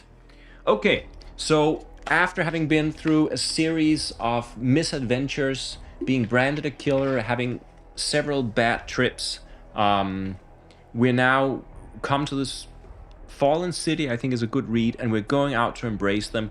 And if death wants us, death can take us. Bring it on. Bring it on. We're ready. It's a village during harvest time. There you go. That's what I've been saying. We're going. That's it. I mean, just go up against it. Yeah. Poor peasants working hard in the fields. If you come riding on a horse, we never travel without a horse, Of especially not when we are fatally wounded. We're noblemen. And if we have an armor consisting of 3 or more pieces, we do. Hello. Okay. Or if you're a sir or a lord. I like that you can be so many things in this game. Yeah, and we haven't even scratched the surface of this thing. I love this. Then they consider us a nobleman. Well, that we are. We come on a horse with an armor. Well, of course we're noblemen. We are, of course. And they really hate noblemen.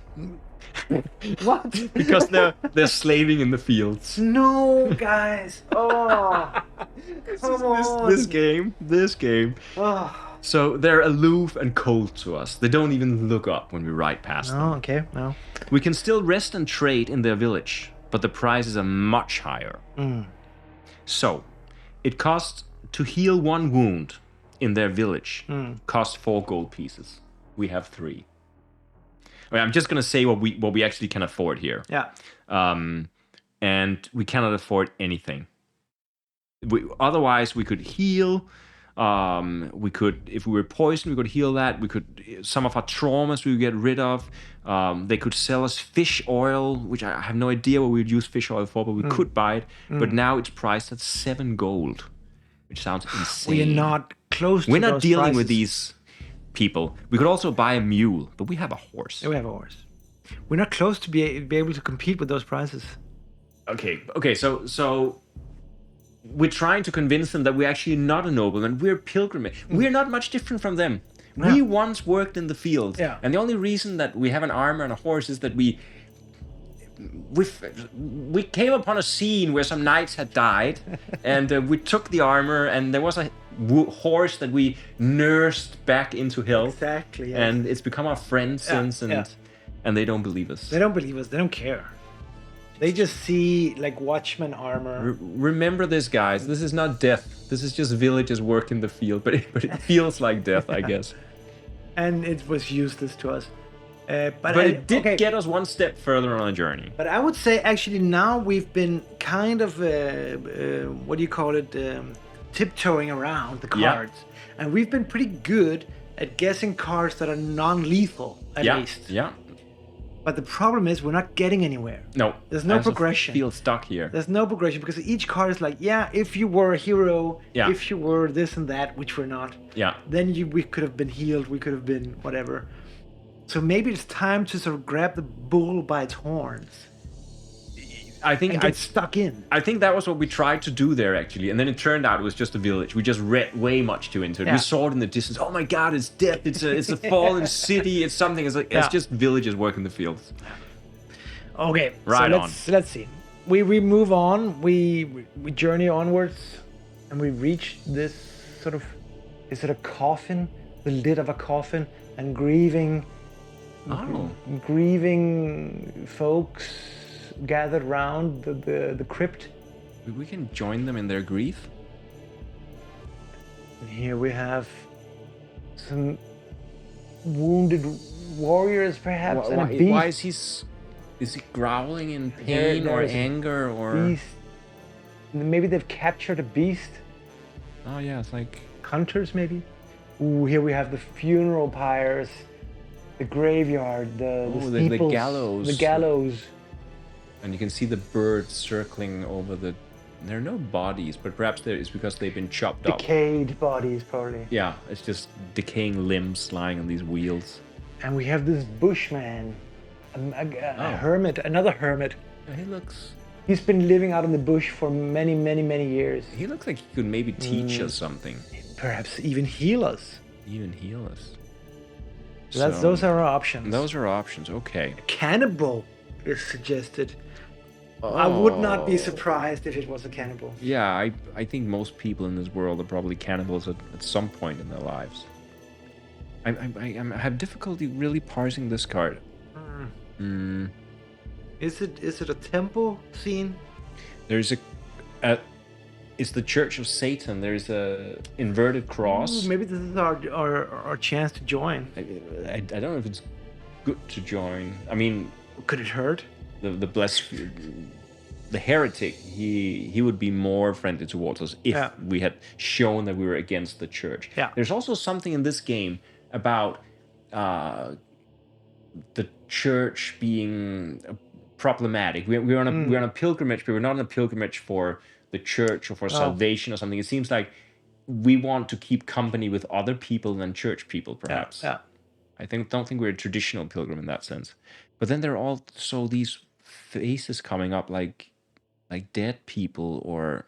But if it is a church, would it be unreasonable to assume that you could get healing or some sort of solace or cleanse our. Or perhaps you sacrifice our last bit of sanity to become inaugurated Yeah, in in a, this church. in the cult. Yeah, Was the there? cult that was mentioned earlier. Yeah, Yeah, probably.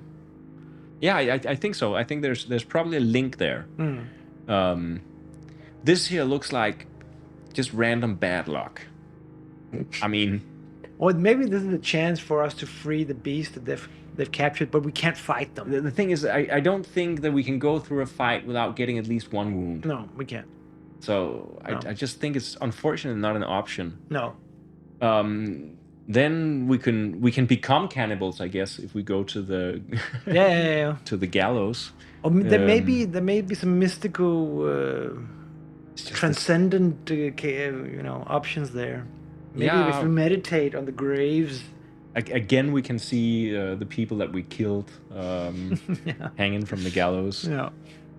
Or there is the mystical. It looks like a mystical thing, the hermit. Or a cannibal. Or a cannibal. Yeah, or a cannibal. That's true. I'm a little bit intrigued by this card, I gotta say. I mean, I feel like if we're looking for healing, I think that a mystical naked guy with a huge beard running around in the wild is somehow our best chance. He should know a thing or two about healing. He should. He should know what he knows plants, how to survive, right? Yeah. He can take it like a palm leaf and wrap it around our scabies or something. Yeah. Have some incantations that's gonna. Yeah, and Jeden says the beard vibes wisdom. For sure.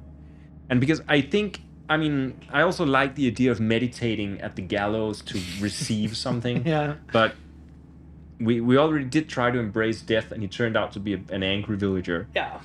I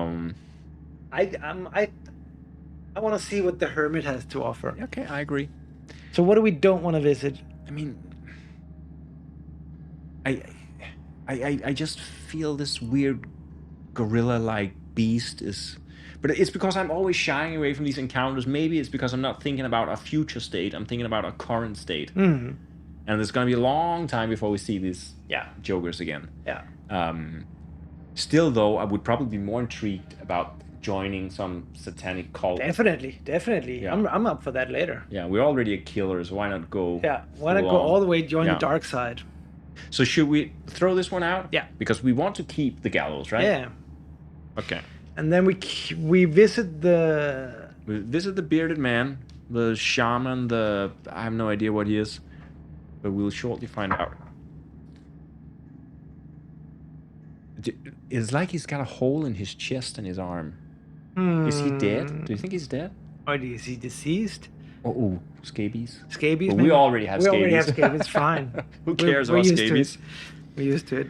It's the hermit from the Grey Valley. Yes. He asks us, who do you think you are? We don't rightly know. A brave warrior? But as I see it, you are just a maggot. Okay, rude. A great alchemist, maybe? Nah. The one who knows the most secret arcanae. Well, more likely you're just a pile of shit. He's reading us pretty well. He's reading us pretty well. Or do you think you're a reformer? A savior of our miserable society? No. Yeah. Pick, vomits, and feces are way better than you. I mean, he's not very nice, I would say. But sometimes it's like that. It's a test. He's insulting us as much as he can, and we have to just endure to get on his good side. So what he says, kill me, torture me, crucify me, or kiss and hug me like your little sister, if you prefer. We have scabies, just so you know. But it won't change a thing, for deep inside you know I'm right. Your days are nothing. I think he's just speaking truth to us. So far, he's pretty bang on. He's pretty bang on. We get one depression and one nihilism. Can we afford one more depression? Yeah, because we only have one. So now we have 2 dismay, 2 insanity, 2 depression, and we also have nihilism, as if that was a bad thing. Yeah, I think nihilism comes with this game. Yeah, that's it. So that's it. He just speaks truth to us, which depresses us and makes us nihilistic. Fair enough. We can handle that. Yeah. But again, we're not getting healed. We're not getting healed. But perhaps it's just, perhaps it's our fate. The whole story is that we set on our journey, we're fatally wounded, and what we experience is some kind of death delirium. Everything we experience now is in this shadowland between life and death. Or maybe this is our death journey. The game starts when you die. Yeah, maybe and we this is what died. this is the Shadowlands. We died in the first encounter, and now we're just seeing. That's also why we saw all these visions. Yeah. Because we're delirious and we're dying. Yeah. So we are in the Shadowlands. Yeah. But I have this feeling, I feel like either we die or we get better. It's really hard to be in this limbo state that we're in. Yeah. I want something drastic to happen. So perhaps we should go for a drastic card. This time we're gonna pick the drastic card. Should we not just either finish us off or let's get well? Exactly. So okay, first of that all, looks we have horrible. We have the Wolf Master, some sort of hunter who's hunting by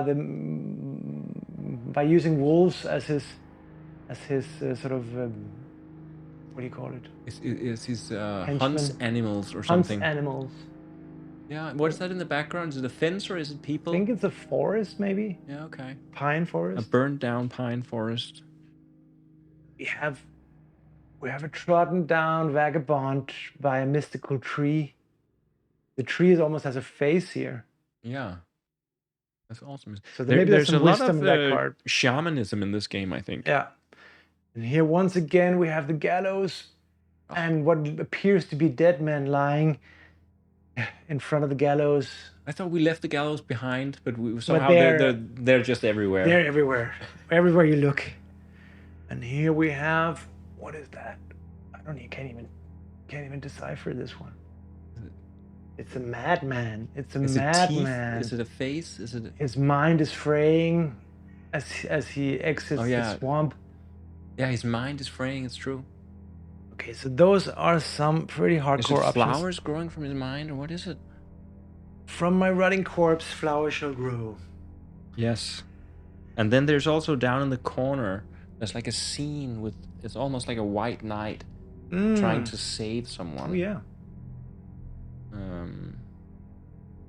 Someone who's sitting with her arms over her head. Okay. All right. What do we have here? What do we have here? This reminds me a little bit of the shaman we met with the deer. Yeah, I'm not. Who wanted us to be against the church and all that. I don't think we're ready for that sort of stuff. No, it's because we're not pure. We're not. They're not gonna accept us. We're not gonna live up to any of their crazy demands. No, they want us to be good at heart and against the church, and maybe we are. We just don't know it yet. Yeah. Then there's just the dark tower. Just a dark tower. Anything could be in there. Transformation, death, anything. Yeah, but I think we need something more radical. Yeah. We need a radical choice this time because we've been floundering. We haven't made any headway. No. And then there's the gallows, and there's a couple of guys. Perhaps they're people stealing from the corpses, or they look like grave robbers. Yeah. Yeah, they could be grave robbers, right? And then there is just pure madness at the end. I'm inclined to go pure madness. Yeah, me too. I want to see what happens. We need to break through. We need to break through. Yeah. Yeah, I agree. Right now we're just gathering. We're just gathering in depression. Yeah. So we need to take a stand now. Yeah, I mean, on so many levels we're almost gone. Yeah. We have 4 wounds. We have 2 dismay, 2 insanity, 2 depression. I mean, we're just madness. We should remember though that we also have the invisibility potion, so we can embrace the madness. And if it's too bad for us, we just go invisible. That's great. Then let's do it. Let's do it. What should we throw out? Have we tried enough of this shamanistic nonsense? Yeah. I'm fine with throwing that out. So these 2 go back into the pile. All right. So we're back in the doomed world. Yes, and we have our fate card in front of us. I think this is a turning point in our story. This is death or madness. I'm ready. I mean, I'm ready for whatever. I'm ready, my lord. Yeah, take me away. Take me away. Okay. So, what we were talking about was that, what we're actually experiencing here is that that we probably died on the first card, and this is just our descent. This is the passage that we're playing, I think. Because what are the odds that a completely blank pilgrim on his first day of pilgrimage, he encounters 3 or 4 watchmen, and he beats them. Yeah, it's not possible.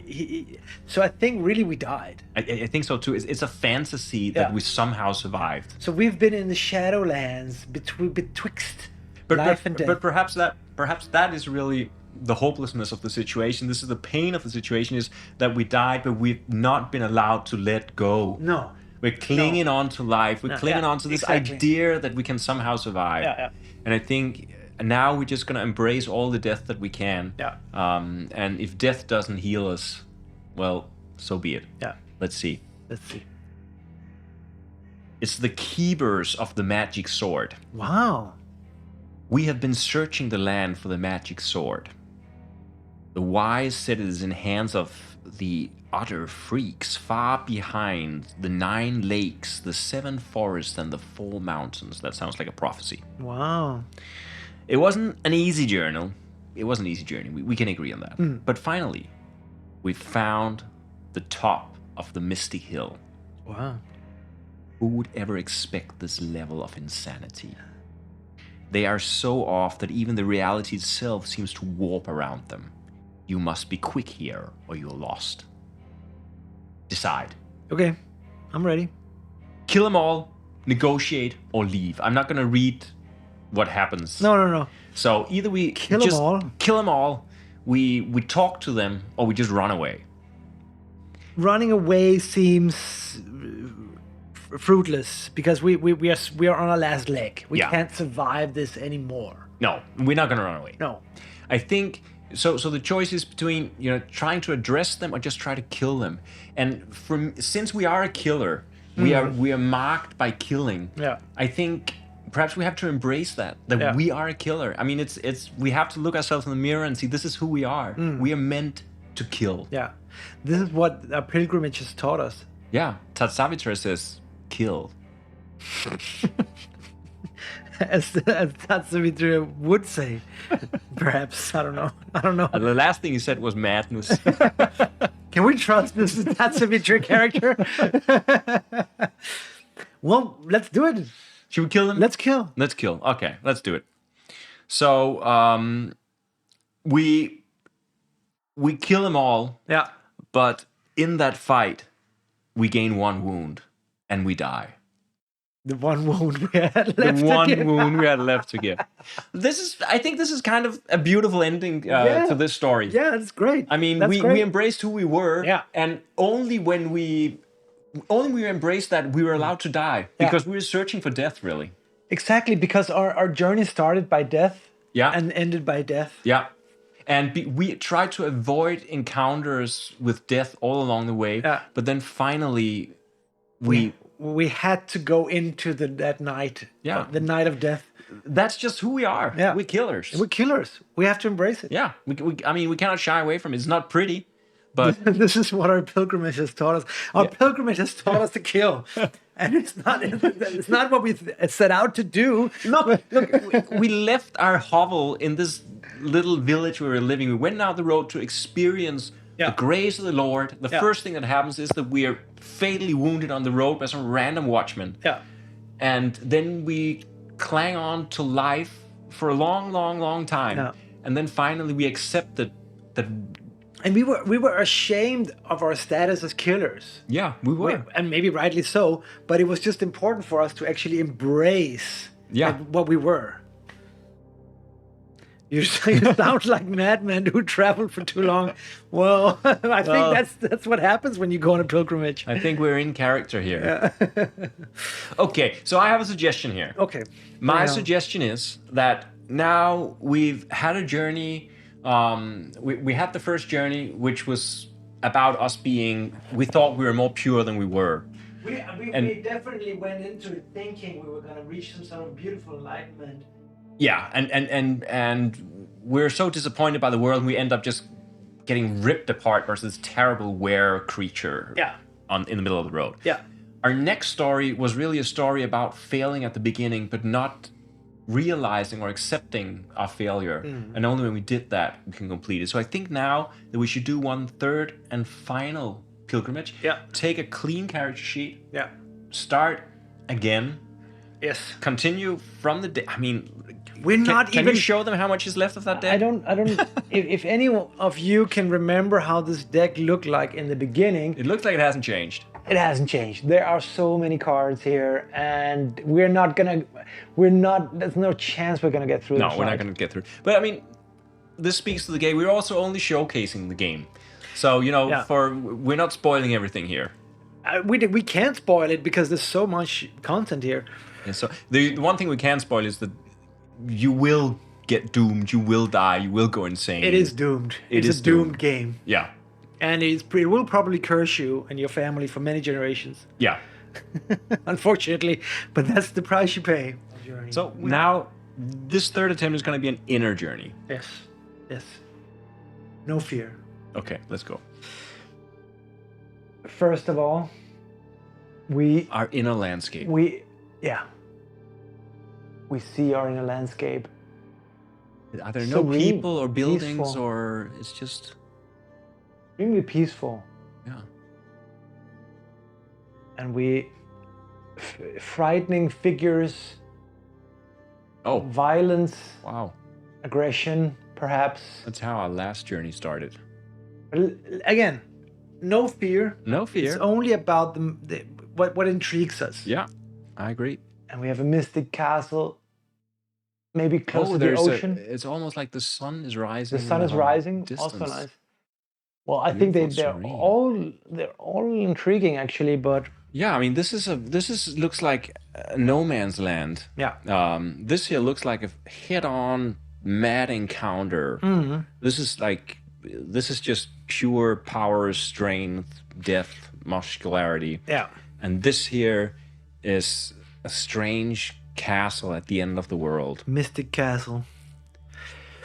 I gotta say I'm not interested in the aggressive, violent. I'm not so Encounter. interested in it either. No. I'm not shying away from it. It's just not No, interesting. it's not interesting. Yeah, I think both of these are interesting. I do think that we already visited a lot of castles. Yeah, we have. So this here to me is completely indeterminate. I Yeah. have no idea what I'm going to show it to you again. If you have any idea what this is, you can let us know. This can be anything. I think so. We have no way of knowing what this is, good or bad or nothing. Or I think this is the card we have to choose, And I then think- just kick out the violence. because the violence is not interesting. No, it's not that it's not that we're afraid of it. It's just that it's not. No. That's not what our spirit journey should be. No, I agree. So we put this at the bottom, Yeah. and then we journey into unknown lands. This is the serene part of the wilderness. Wow. So we're going straight into tranquility. I'm loving this approach already. And it asks us, our inner voices ask us, is it mere cowardice that has brought you here far from people and their perfidy? Mm-hmm. Is it cowardice? No. No, it's not. It's the opposite, I think. Or have you expected a lucrative adventure in here where apparently nothing dwells? We expect nothing. We expect nothing. In this case, it hasn't been cowardice that brought you here. It's been pure foolishness. Perhaps. And now your way back into civilization will be long and exhaustive. Of course, only if you don't plan to stay. So either we stop our journey in the land of nothingness, or we take one fatigue and travel onwards. It's very early to stop our journey. I like this card. I wish we had gotten it on another journey, Yeah. or later Yeah. in the journey, Yeah. perhaps. I think now it's too early. Yeah. We just wandered into a land of mystique, and Yeah. We still have we have more to discover. we have definitely have more to go. So let's take one fatigue, Yeah, that's fine. and just move on. That's. The Valley of Desolation. But you can see how the card was also a trap. It was Yeah. a card that you would take because you were wanting something safe. Yeah. That's not why That's we not took that's it. not why we took it, but yeah, yeah, I okay. can see why we choose it. Valley of Desolation, Tatsuvicha says. I think yes. Yeah, something like that. Something like that. Yeah, it's probably one of those places that John Bunyan travels through in the Pilgrim's Progress. Yeah. The land of despair or something. Exactly, a Yeah. very concrete place. But we journey onwards, and Yeah. once again, I think we should. We're a little tired, but Yeah. that's okay. That's fine. And here we have, in the middle of the night, some there's characters. shadowy figures congressing around a fire. Perhaps we see the smoldering embers. They're not necessarily aggressive, right? No. Who's that guy in this front who's staring? Is it a weapon or is it a guy? I can't. I need. Oh, it's a face.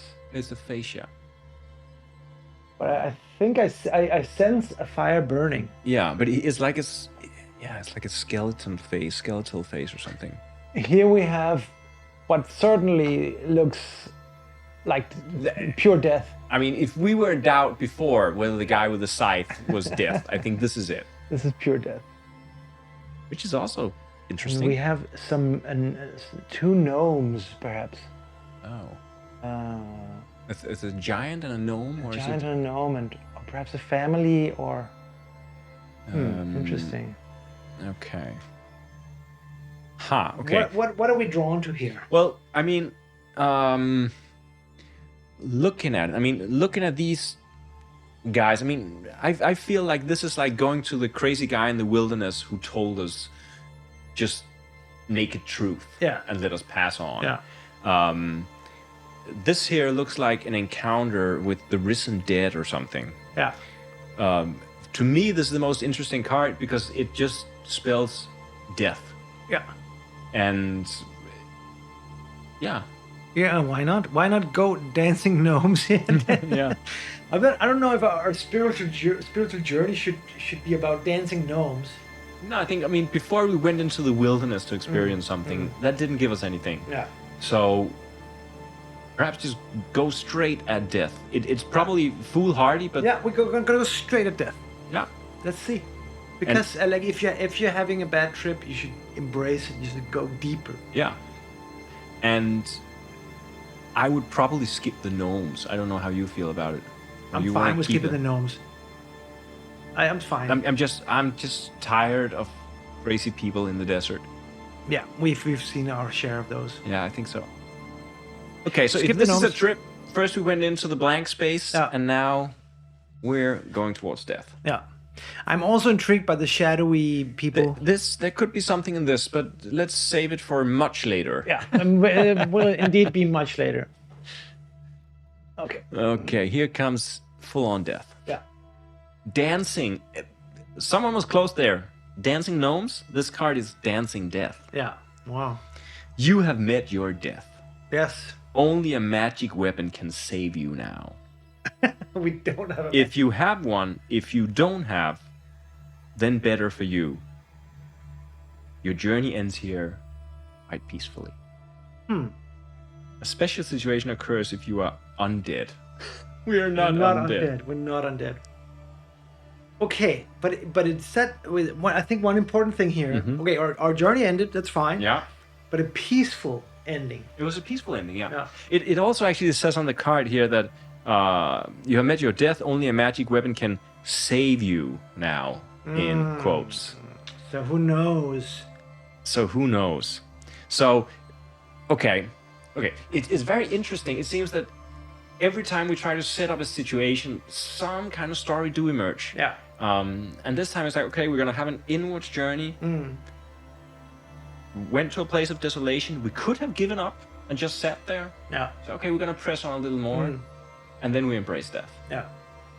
So going head on, just completely blind, going in and just embracing the most radical looking cards was it didn't take us far.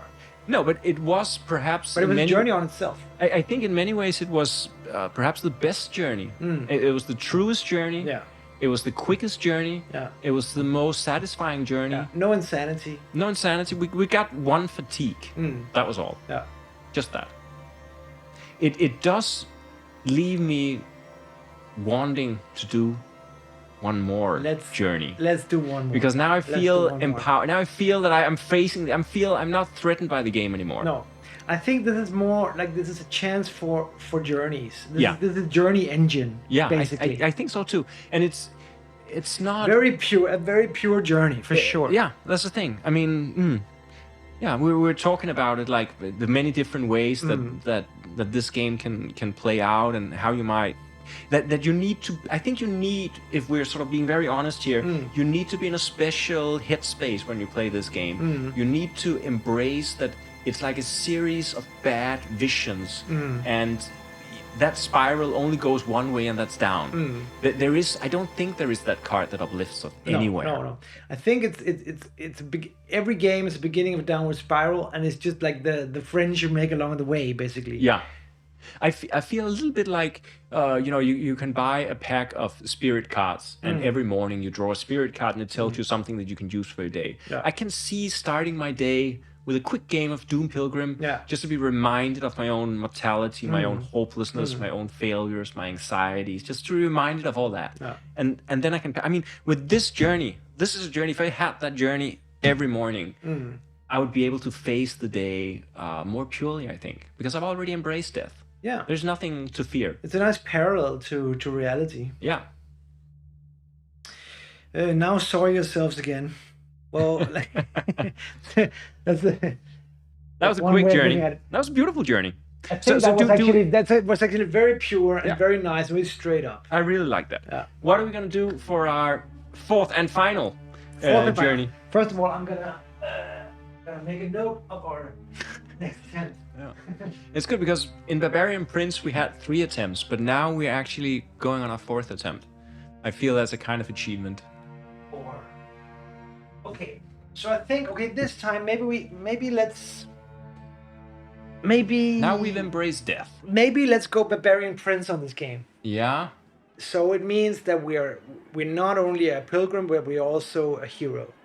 We want to be a hero. We want to be a hero because we've actually shied away from being a hero. We've been quite tiptoeing around all the dangers. So are we going out looking for the good heart and the hero badge? Yes, definitely. We're gonna save people. We're gonna make the world a better place. We're gonna be a true champion. We're gonna heal this world. Whenever we see suffering, we step in. We save the day. That Savage says stuck in the swamp. Well, let's not talk about that. that unfortunate adventure in Barbarian Prince. No, I like that idea. We're not a pilgrim this time. No, we're hero. We're hero, and we're gonna make this place better. Definitely. That was what I was not supposed to do. Yeah, we talked about whenever we bang the table, you can hear it in the microphone.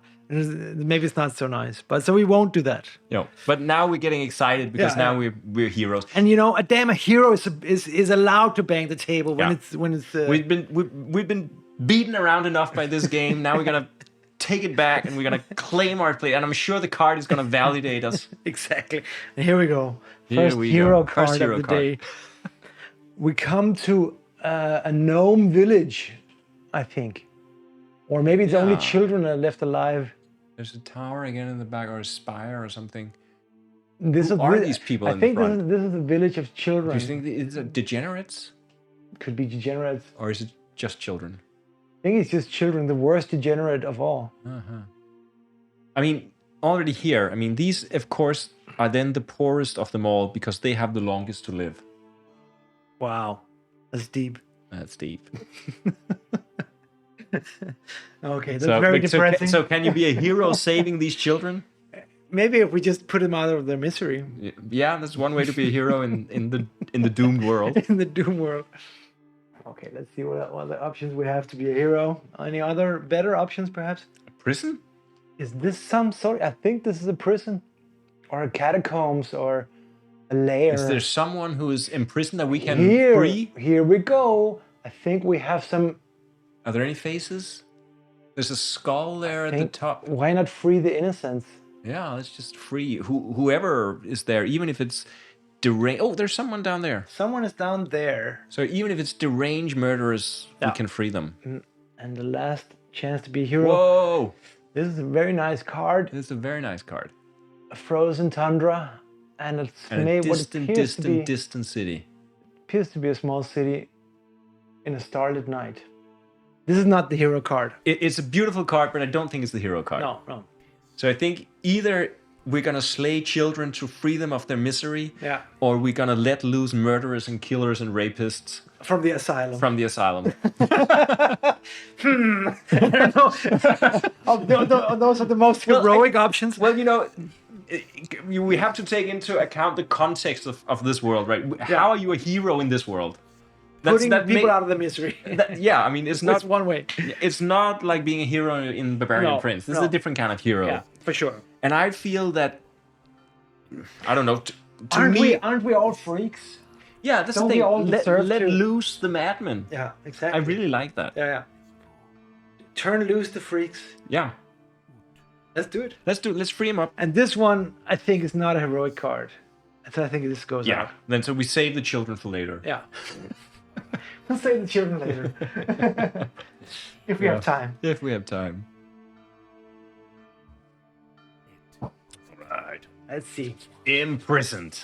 Yes. I don't know if it's us that's going to be in prison now or whatever is going to happen. Mental prison. So, what's an adventure for one may be plain murdering and robbing for others. And finally, we have been caught. Finally, we just begun. Well, we feel strong, but we're not strong enough to break the bars. We have been put in prison. We have been caught. Apparently, we have done some. That's why we're on a pilgrimage. Yeah. We have done some terrible deed, and we're seeking redemption by validating ourselves as a hero. It's all a conceit. Wow. We Once again. Once again, this game screws us. So the only reason that we were setting out to be heroes was we wanted to cover up some fatal flaw. And that's the reason why we eloped. Yeah. From the village where we've done all these horrible deeds. If that's why we went on that pilgrimage. That's why we left. Guys, we're going on a pilgrimage. It's not us escaping. It's actually us. We want to better ourselves. And now the law has caught up with us, and we're in prison. And in our desperation, we could fight the guards with a faint chance of success if they open our cells. But you will grow weak with passing days. Okay, so we could fight the guards when they open our cell, or we could just wait and just grow weaker and weaker and weaker. What is the most heroic thing to do? So what it says now, we have to discard the top card of the deck. Okay. We just do that. Is it a card with a humanoid figure? Yes. Okay.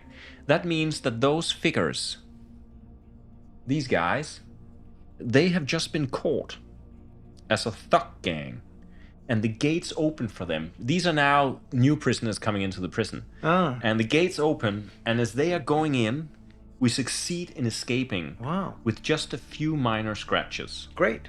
We lose all our equipment and all our allies, but we have no equipment. We had none. And we don't do allies. Also, we're a hero. We just escaped prison. We don't care. I think we should reclaim the hero narrative. We're a hero. We now know that there are some blemishes. There's something in the past, but we don't look at the past. No. So there you go. We're free. Easy. Easy peasy. Oh, it goes here.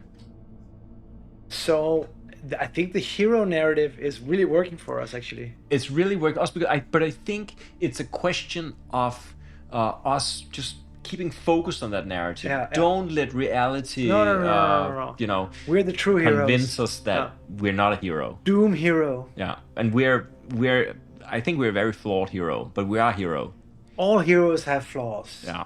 That's what makes them. Ours is so big that we were thrown in the jail with murderers and rapists. And well, we don't dwell in the past. we don't dwell. We're looking forward. Okay, that's the thing. We're a hero and we don't dwell in the past. Yeah, that's our. Let's move forward. And in this scenario, we have already been in prison. What can happen now? I mean, what? Yeah. Well, maybe this orcish army that seems to be loitering at a beach somewhere. At a beach? Are there beaches in this world? Could also be a huge pool of blood. It's by the sea. You're right. Yeah. And is it the sun or the moon going? Or is the? There's two setting suns. Okay, scary. Or two moons. I don't know. We're having a beach party. Someone is cutting off someone's head, I think. But okay. And then we have a spider meadow. Spider. Ugh, I hate spiders. Yeah. But there could be a good chance to rid the world of some spiders. Yeah. Evil spiders. It sounds like a very small heroic deed to kill spiders. Yeah, it's like the first quest you get. Can you get rid of those pesky spiders that's been troubling our inn? And here we have maybe a snowy landscape and What's down there in the what foreground? appears to be some Severed heads or what? sleeping I'm or just dead. seeing severed heads everywhere. Some dead people on the bottom. If they're already dead, there's no room for a hero, I would say. Okay, yeah, but there's a lot of birds up here. I think this may be a Tower of Silence. Ooh. Because the Tower of Silence in the Yeah. Zoroastrian religion, they take the dead and they put them at the top of an open course. tower. Yeah. And then the birds come and they pluck all their organs and That's eyes. what that is. And Yeah. then the priests stand there and they take omens from, it's an omen which part of the body is being taken, and then they divine things from it. So I don't know if it's heroic, but it's epic, I think, this card. I think it's epic. I agree. I mean, spiders, to me, I feel like spiders is below us. We killed spiders in prison. That's level 1. That's level 1 stuff. Yeah. I mean, if this was our first run through, maybe we'd have gone for the spiders. Yeah. But that you only kill the spiders in order to get those 5 gold that you need to buy your first dagger. Yeah. So it's like, we're beyond that. We're beyond. We don't have a dagger, but still. No. And, I mean, tell me if you feel otherwise, but again, this scene of crazy people at a beach is just, I don't see a chance to be heroic down here. But I am already in love with your tall tale of the Tower of Silence. You had me at Tower of Silence. Okay. And why did I have you at Tower of Silence? That's a good story. A good story for another time. Okay. But yes, Tower of Silence. It's not because it's the title of a game that you know. Well, in all stores now, you can order the Tower of Silence, one of the best games in the 21st century. So please be aware of that and go to hopelessgames.com and buy Tower of Silence. And if you enter the code Tower of whatever. Okay, what goes out here? I say spiders go out. Yeah, out with the spiders. I hate the spiders. Yeah. This one goes to the bottom. Yeah. And then it's going to be interesting to see if we were correct in our assumptions about this card.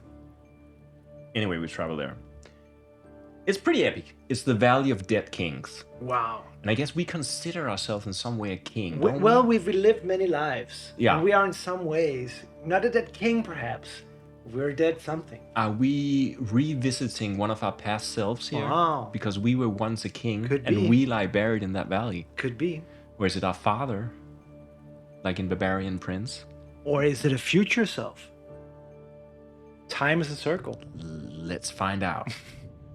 Miraculously preserved mummies of ancient kings lie strewn about in this desolate valley. Okay. There's a necromancer live nearby. Convenient. Someone's collecting corpses. Is there a necromancer card in your past? That means No. prison? No, there are no necromancer prisons, so we don't go there. And then all these things happen. If that is not true, then the dead kings lay dead, okay? And you can search them for up to 3 ancient artifacts, but not without danger. You get nihilism, 1, when you rob the dead for the first time, plus you get the death infection disease. The death infection disease. That's a bad one. That's a really bad one. If you take another artifact, a third one would also bring the death curse, killing you in 2 rounds. Then we only have 2 rounds left because we have the death curse. Death curse. So it's a little early for the death curse. I think we don't have to go that far. No. But we could definitely search a corpse or 2. And get nihilism and the death infection disease. Nihilism, I would say, is a given. Yeah. But death infection, we don't have any other diseases. No, it's fine. Okay, so what do we want? We can have a throwing knife. Nice. We can have St. Brendan's Instep, which is a relic which allows us to draw an extra card each turn, just like when we had a horse. Is that... I don't really know if that's powerful or not. It powers you more quickly through the deck, but it doesn't really help you. Well, not really, because you're gonna put the cards you... oh yeah, it just gives you more options, actually. Yeah. And since you don't really know what the cards do... Well, you have a feeling sometime, but yeah, I see your point. Yeah. Then there's a chainmail. Heroes only need nihilism. I agree. Yeah. Chainmail would be a good hero prop. But the last thing is a magic weapon. Oof. The blade of the Lemurian king. Ooh, sounds good. A Sounds very really powerful enchanted scimitar. good. Yeah. And Sounds benefit it can bring as a magic weapon is doubled when you use it. But beware that it can be used only once, and then it crumbles to pieces, desecrated by non-Lemurian hands. So we can only wield it once. That's cool. It's so cool. And it crumbles, and I have no idea what it means. It's a magic weapon, and it has double effect. I have no idea what it means, but That's super cool. we need to have the Lemurian We king's need- scimitar. We need that one. Oh, okay, this is so... We're a hero now. We're We have a hero. magic weapon. Doom Hero. Come on. We have the Lemurian scimitar. Wow, that's so cool. That is so cool. It is double effect, one use. And I'm just ready to use it. I'm ready to pound someone. Okay, but that also means that now we can actually choose cards where we can, you know, use our magic weapon, hopefully. Yeah. Cool. Let's get into some scraps. Okay, so we escaped from prison. We found the Valley of the Dead Kings. We picked up a magic sword, and now And we also have a necromancer in our past. I don't know if we're no. If we had a necromancer, this card would have been different. Is that in itself a necromancer card? No, it's not.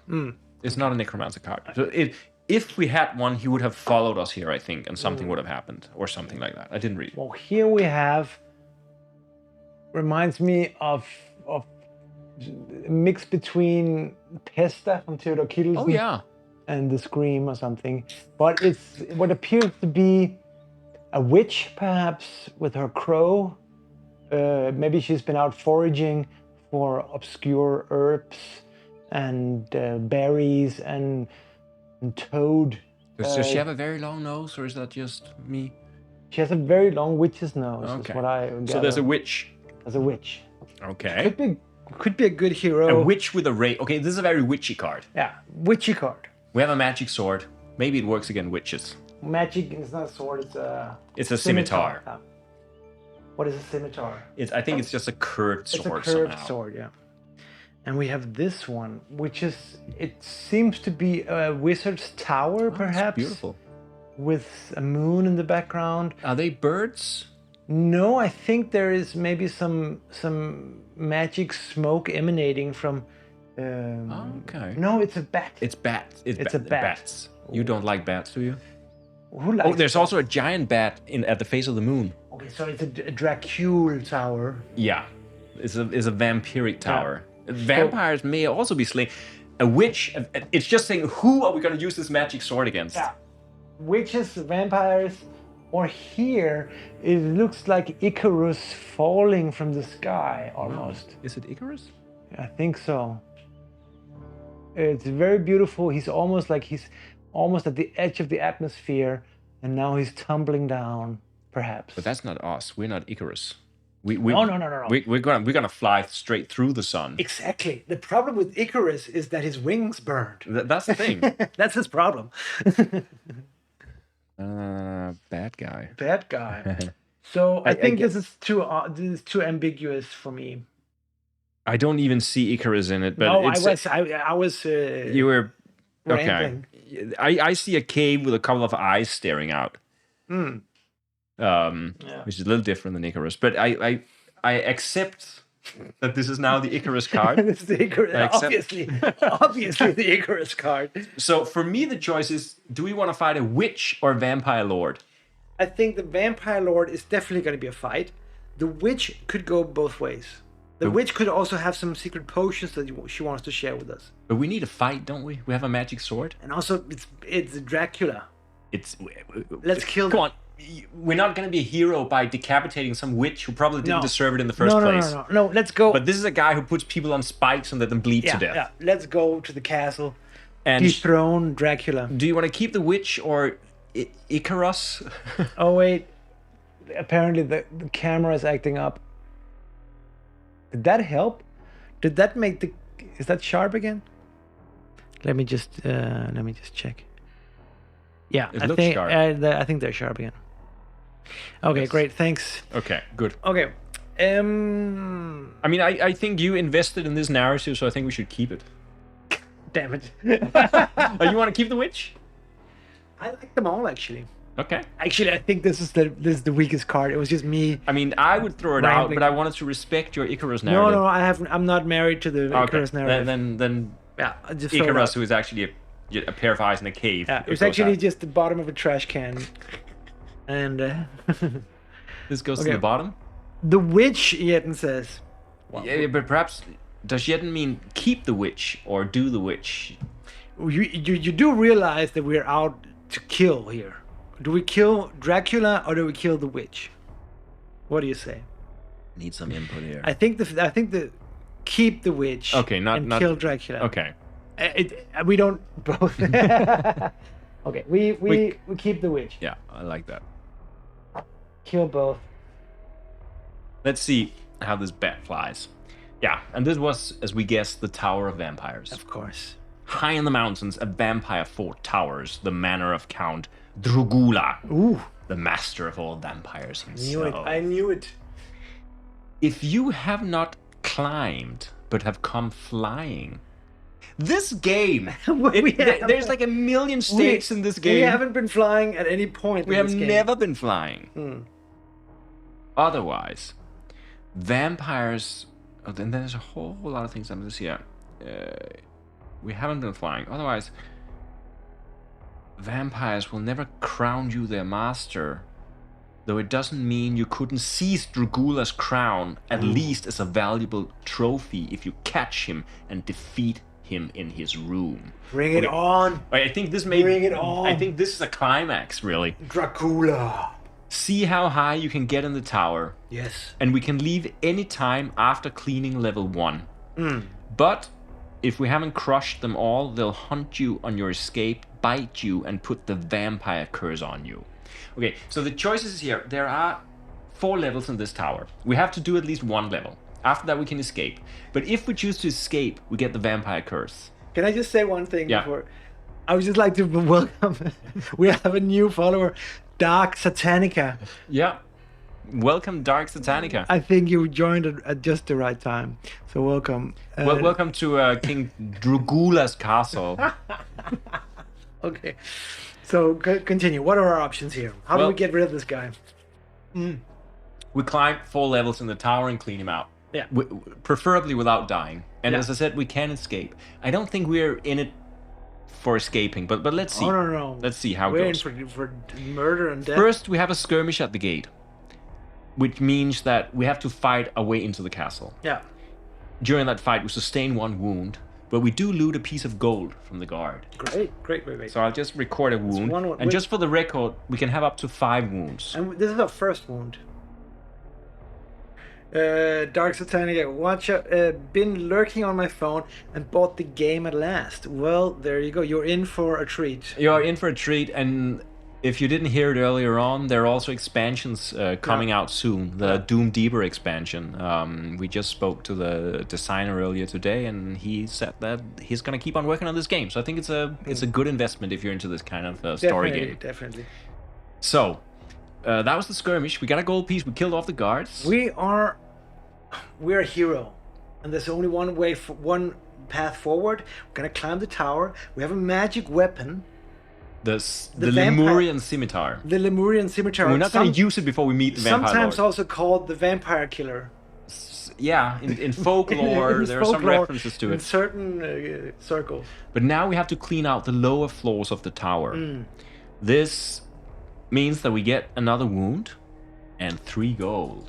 There's a lot of gold in this tower. We're I getting like rich. this exchange actually. And now we're up to 2 wounds, but we Yeah. didn't have any wounds before this.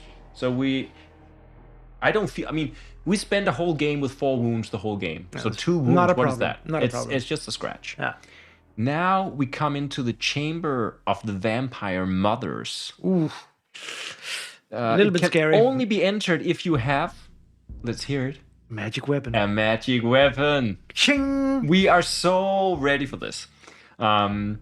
So what happens here is that we get another wound. Isn't our magic weapon a 2-time use? It has a double effect, but we don't use the weapon. We just need it to enter. There's some kind of magic lock on the gates. Okay. So, but it recognizes, of course, the Lemurian scimitar. It shines for a moment. The door unlocks. Yeah. And we step in. So we get 1 wound. That's our 3rd wound. Yeah, fine. And we can deal with it. Then, okay, we find another item. A shoulder plate with thorns. So it's like a spiked shoulder Or plate. inward thorns, maybe. Really masochistic shoulder blade. Masochistic shoulder blade. I'm not sure. Let's see here. I'm just gonna write it down. Shoulder blade with thorns. So far, so good. I think we're doing pretty well. I guess that was what one of the vampiric mothers were wearing. This weird shoulder blade. And another 5 gold. Jesus We're Christ. rich. We have 9 gold. Can we stop, or are we just gonna keep going? We can't stop. I haven't read on, but there's only 1 floor left. Would a hero stop? Would a Look, true hero stop here? we decided that we're gonna be hero. Yeah. And we have 3 wounds, a magic sword, and we are 1. We're actually right outside the door of the master vampire chamber. Drogula. Dragula. Yeah. Drogula. Drogula. Drogula. We gotta kick in that door. Okay. You guys ready? We're Here doing it it. Here it comes. All or nothing. The throne room. Yeah. We need a magic weapon. Easy. Easy peasy. And we get 2 wounds What? until you finish him and get the crown of Drogula, which is a monster trophy. What does that mean? It actually means that we get 2 wounds, Yeah. which means that we now have 5 wounds, Yeah. which means that I think Do we get a chance to finish him first? I think somehow magically we kill him off and we die in an embrace with this lord. We pierce him with our magic sword and he bites our neck and we just fall down in a heap dead together at the top of the vampire's castle. And I think, I mean, if anything, I feel that we got to be a hero. Yeah. We sacrificed ourselves for the good of the people. We went on an adventure to do something good in the world. We rid the world of the vampire lord, and we sacrificed ourselves, which I think should give the good heart trait. Definitely. Even though we're dead. We're dead. It's too late. But I think we died with a good heart. I think it was. Wait, is this still an inner journey? What does this mean? It means This is no longer an inner journey. That was the last journey. now we've on this a is hero's journey. hero's journey. And unfortunately, entering the last room of Drogul or whatever his name was, caused us to suffer the 2 fatal wounds.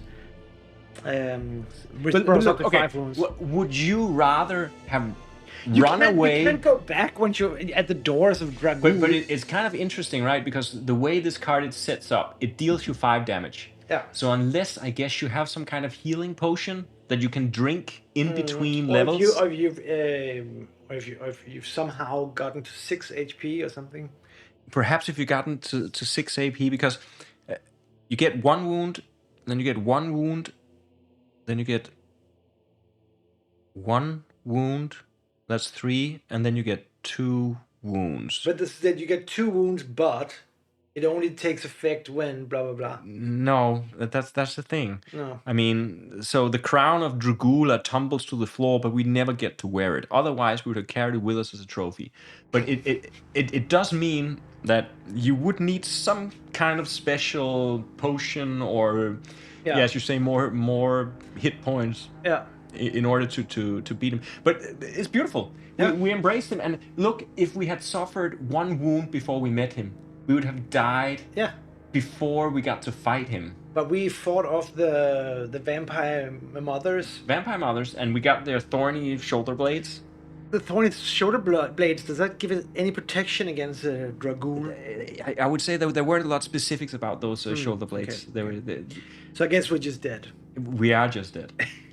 But I really like this. This is a good last journey. I think the hero's journey was the most interesting. It was actually the best because I think we played with the most conviction here in the end. And it was kind of a lot easier to actually choose direction. Yeah. Because as a pilgrim, you don't you're not perhaps sure what you're even looking for. I can see this game actually getting better the more you play it, because I think you would go into this game normally being very afraid of this.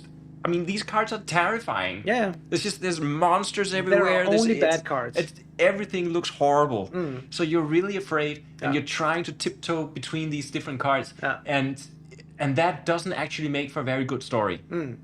It makes for a better story when you embrace the world. Yeah. And I think also all the surprises that are hidden in the cards, all these surprise interactions are really, really fun, actually. It's very cool. I love this idea that we're escaping from prison and we had to draw a card, and if there were humanoids on the card, that meant that someone else had been captured and we could escape. What is a humanoid, even? Well, is this a humanoid, maybe? I guess it's someone who could be captured, but if we're taking one of those castle images or something, Yeah. I guess nothing would have happened. We would probably have been rotting in that jail. And so it's very interesting, this game. It's all about mindset, really, because I felt empowered in this last game. Yeah, because the first game and also even the second, we were so scared. Yeah. We were like tiptoeing around, like, do we dare to take this? We were over-analyzing these cards, which is also another great feature, that you can actually analyze these cards to hell and this and is back. the best. Yeah. But we were so scared, and we were like, oh, if we take that one, if there's a sword on the card, we don't dare to do it. And Yeah. it's really fun, and I think that the approach you take kind of is very important. You have to have an angle on the journey. Yeah, I think also in the last two journeys we did really good. But in both of them, we also decided on a course. Yeah. On the first, we said, okay, this is an inner journey, and on the second, we said, okay, now this is a hero's journey. Yeah. And that just meant that we had something to go on, because the thing is that the character you have, he's nameless. It's like he doesn't have a background. He has two weapons he's carrying around, according to the image. Yeah. Yeah. But it's like you have to choose a background for your character, so you can make choices, so you don't feel like you're just a big empty nothing. I think that would be my recommendation, at least for this game, is to choose a path. Choose a path, because it means that you can make choices that have to do with who you feel you are, instead of just choices let's try to prevent doom. Because the nonsense of trying to prevent doom in a game that's called Doom Pilgrim, I mean, we should have seen it coming. Yeah. We're experienced hopeless gamers, and we fell into the trap of trying to avoid hopelessness. A trap as old as time. But really, like you were hinting at before, you could see this as almost like a tarot game. That this is like, okay, you could apply this to real life. You could apply whatever journey you encounter in this game. You could apply that to your own situation or your own circumstance or your own little conundrum that maybe you're dealing with. I think we learned something in this game. Definitely. I think we learned something on a level of reality in this game. Yeah. I mean, we learned that this, like, sort of beating around the bush and just trying to say, oh, maybe this will happen, maybe that will happen, maybe can, an approach to life where you're constantly trying to avoid bad things instead of trying to do interesting things. Whereas when we stepped into character in the end, it was, I mean, we died much more quickly in the last two playthroughs, but it was much more rewarding. Yeah. The last playthrough was 3 cards, and the one before was 2 cards. But all the cards were epic, and all the cards were cool. Everything we got a magic weapon, we escaped prison, we killed the vampire mothers, and we actually killed the vampire lord Drogul. It cost us to die ourselves, but we have saved the lands. Yeah. We're a hero. I agree. We actually ended up a hero.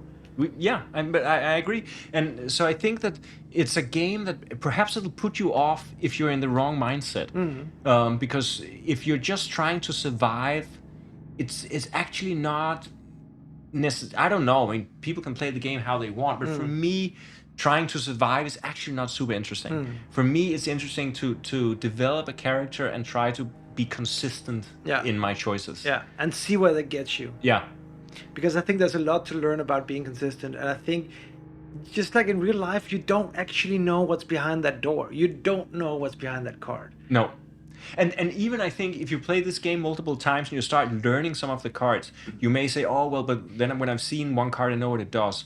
But you always have to remember that cards come in the context of all the cards that came before them.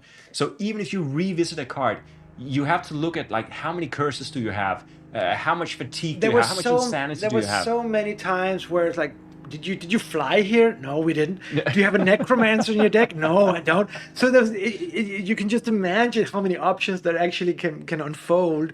If you play this game, with a different shuffle on the deck. And I think that even if we played again now and we encountered cards that we had seen before, I wouldn't be 100% certain what happened, because on many of the cards we had one effect, but there are other effects depending on, but if you had a magic sword, or if you had the hero trait, or if you had the good heart trait, if you had the killer trait, and so on and so forth.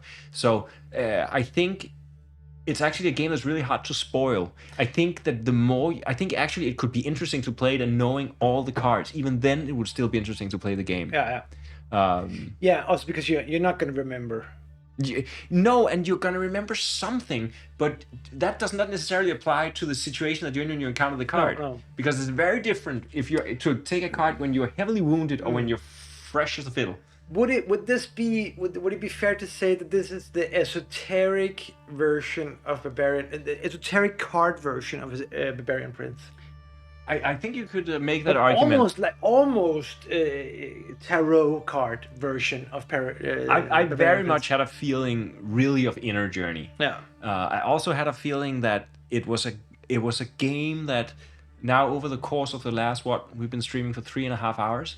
Over the course of that time, I felt that what I learned was that you have to choose a path, and it was like the game only clicked for me when I chose a path, and it was a hard learning experience, but it's one of those games where you just have to embrace it, and you have to sit through the pain. And we've played so many games like that where you have to spend 2 hours just going through the desert. And then comes transcendence. If I knew how real life worked, I would love to say, if you just choose a path in life, son, then you can achieve great things. I don't know if that's true, but in this game, it feels like it. Yeah, no, but I mean, I don't know. These things doesn't translate like that necessarily, but as an experience, I think it's a game that you definitely should play multiple times, and you should find your own approach to it. Yeah. And I could almost see myself waking up in the morning, putting 3 cards out in front of me, and choosing one of those cards to be sort of the guiding card for the day. It does have a mystical feel. It does have that inner spiritual feel, which is it's a very spiritual. Cool. It's a spiritual game. It's super cool. I and really also, like it. Tatsuri, are you saying that this game brings you hope? No, we're not saying that it brings us hope. Really. We're saying it helps us embrace hopelessness. Yeah. And I think another last thing that I would like to add is that the cards and the size of the cards. Now also we printed these ourselves, or I would our friend Yen printed them for us.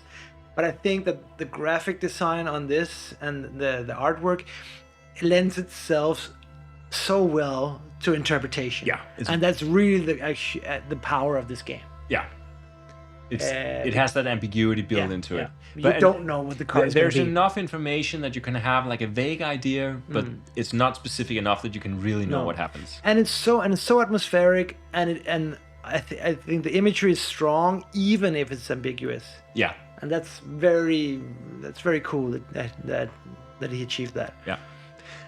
Congrats to Vraslav on a cool game. Yeah, and thank you for... It was awesome playing it. Thank you for watching, everyone. I think we're winding down. There's gonna be more Hopeless streams coming up. Yeah, of course. We have a few weird games up our sleeves. And if anybody wants to see any special games, any special weird games, they're always welcome to write a message on Twitch. Maybe you're the type of person who has a solo RPG standing, lying under your bed, hidden in a closet somewhere, hidden in a grandfather's chest that you haven't been able in your to... local tomb. Landmanspiller, for instance, and you want 2 masochists like us to actually try to deal with it. We would love to hear suggestions. Yeah, reach out. We're really happy to play anything that meets our criteria of dark, disturbing, and atmospheric, and most important of all, completely hopeless. Yes, very important. Yeah. And also, if you've been dabbling in game design yourself, and you've created a game, we would also love to play it Absolutely. if it meets our criteria of hopelessness. Yes. But thank you everyone for chiming in and helping us out on this journey, on this pilgrimage. And then I guess all that's left to say is our final words. Stop winning, start losing, stay hopeless. Cheers, guys. Yeah. Cheers, Dark Satanica. Dark Satanica. Thank you.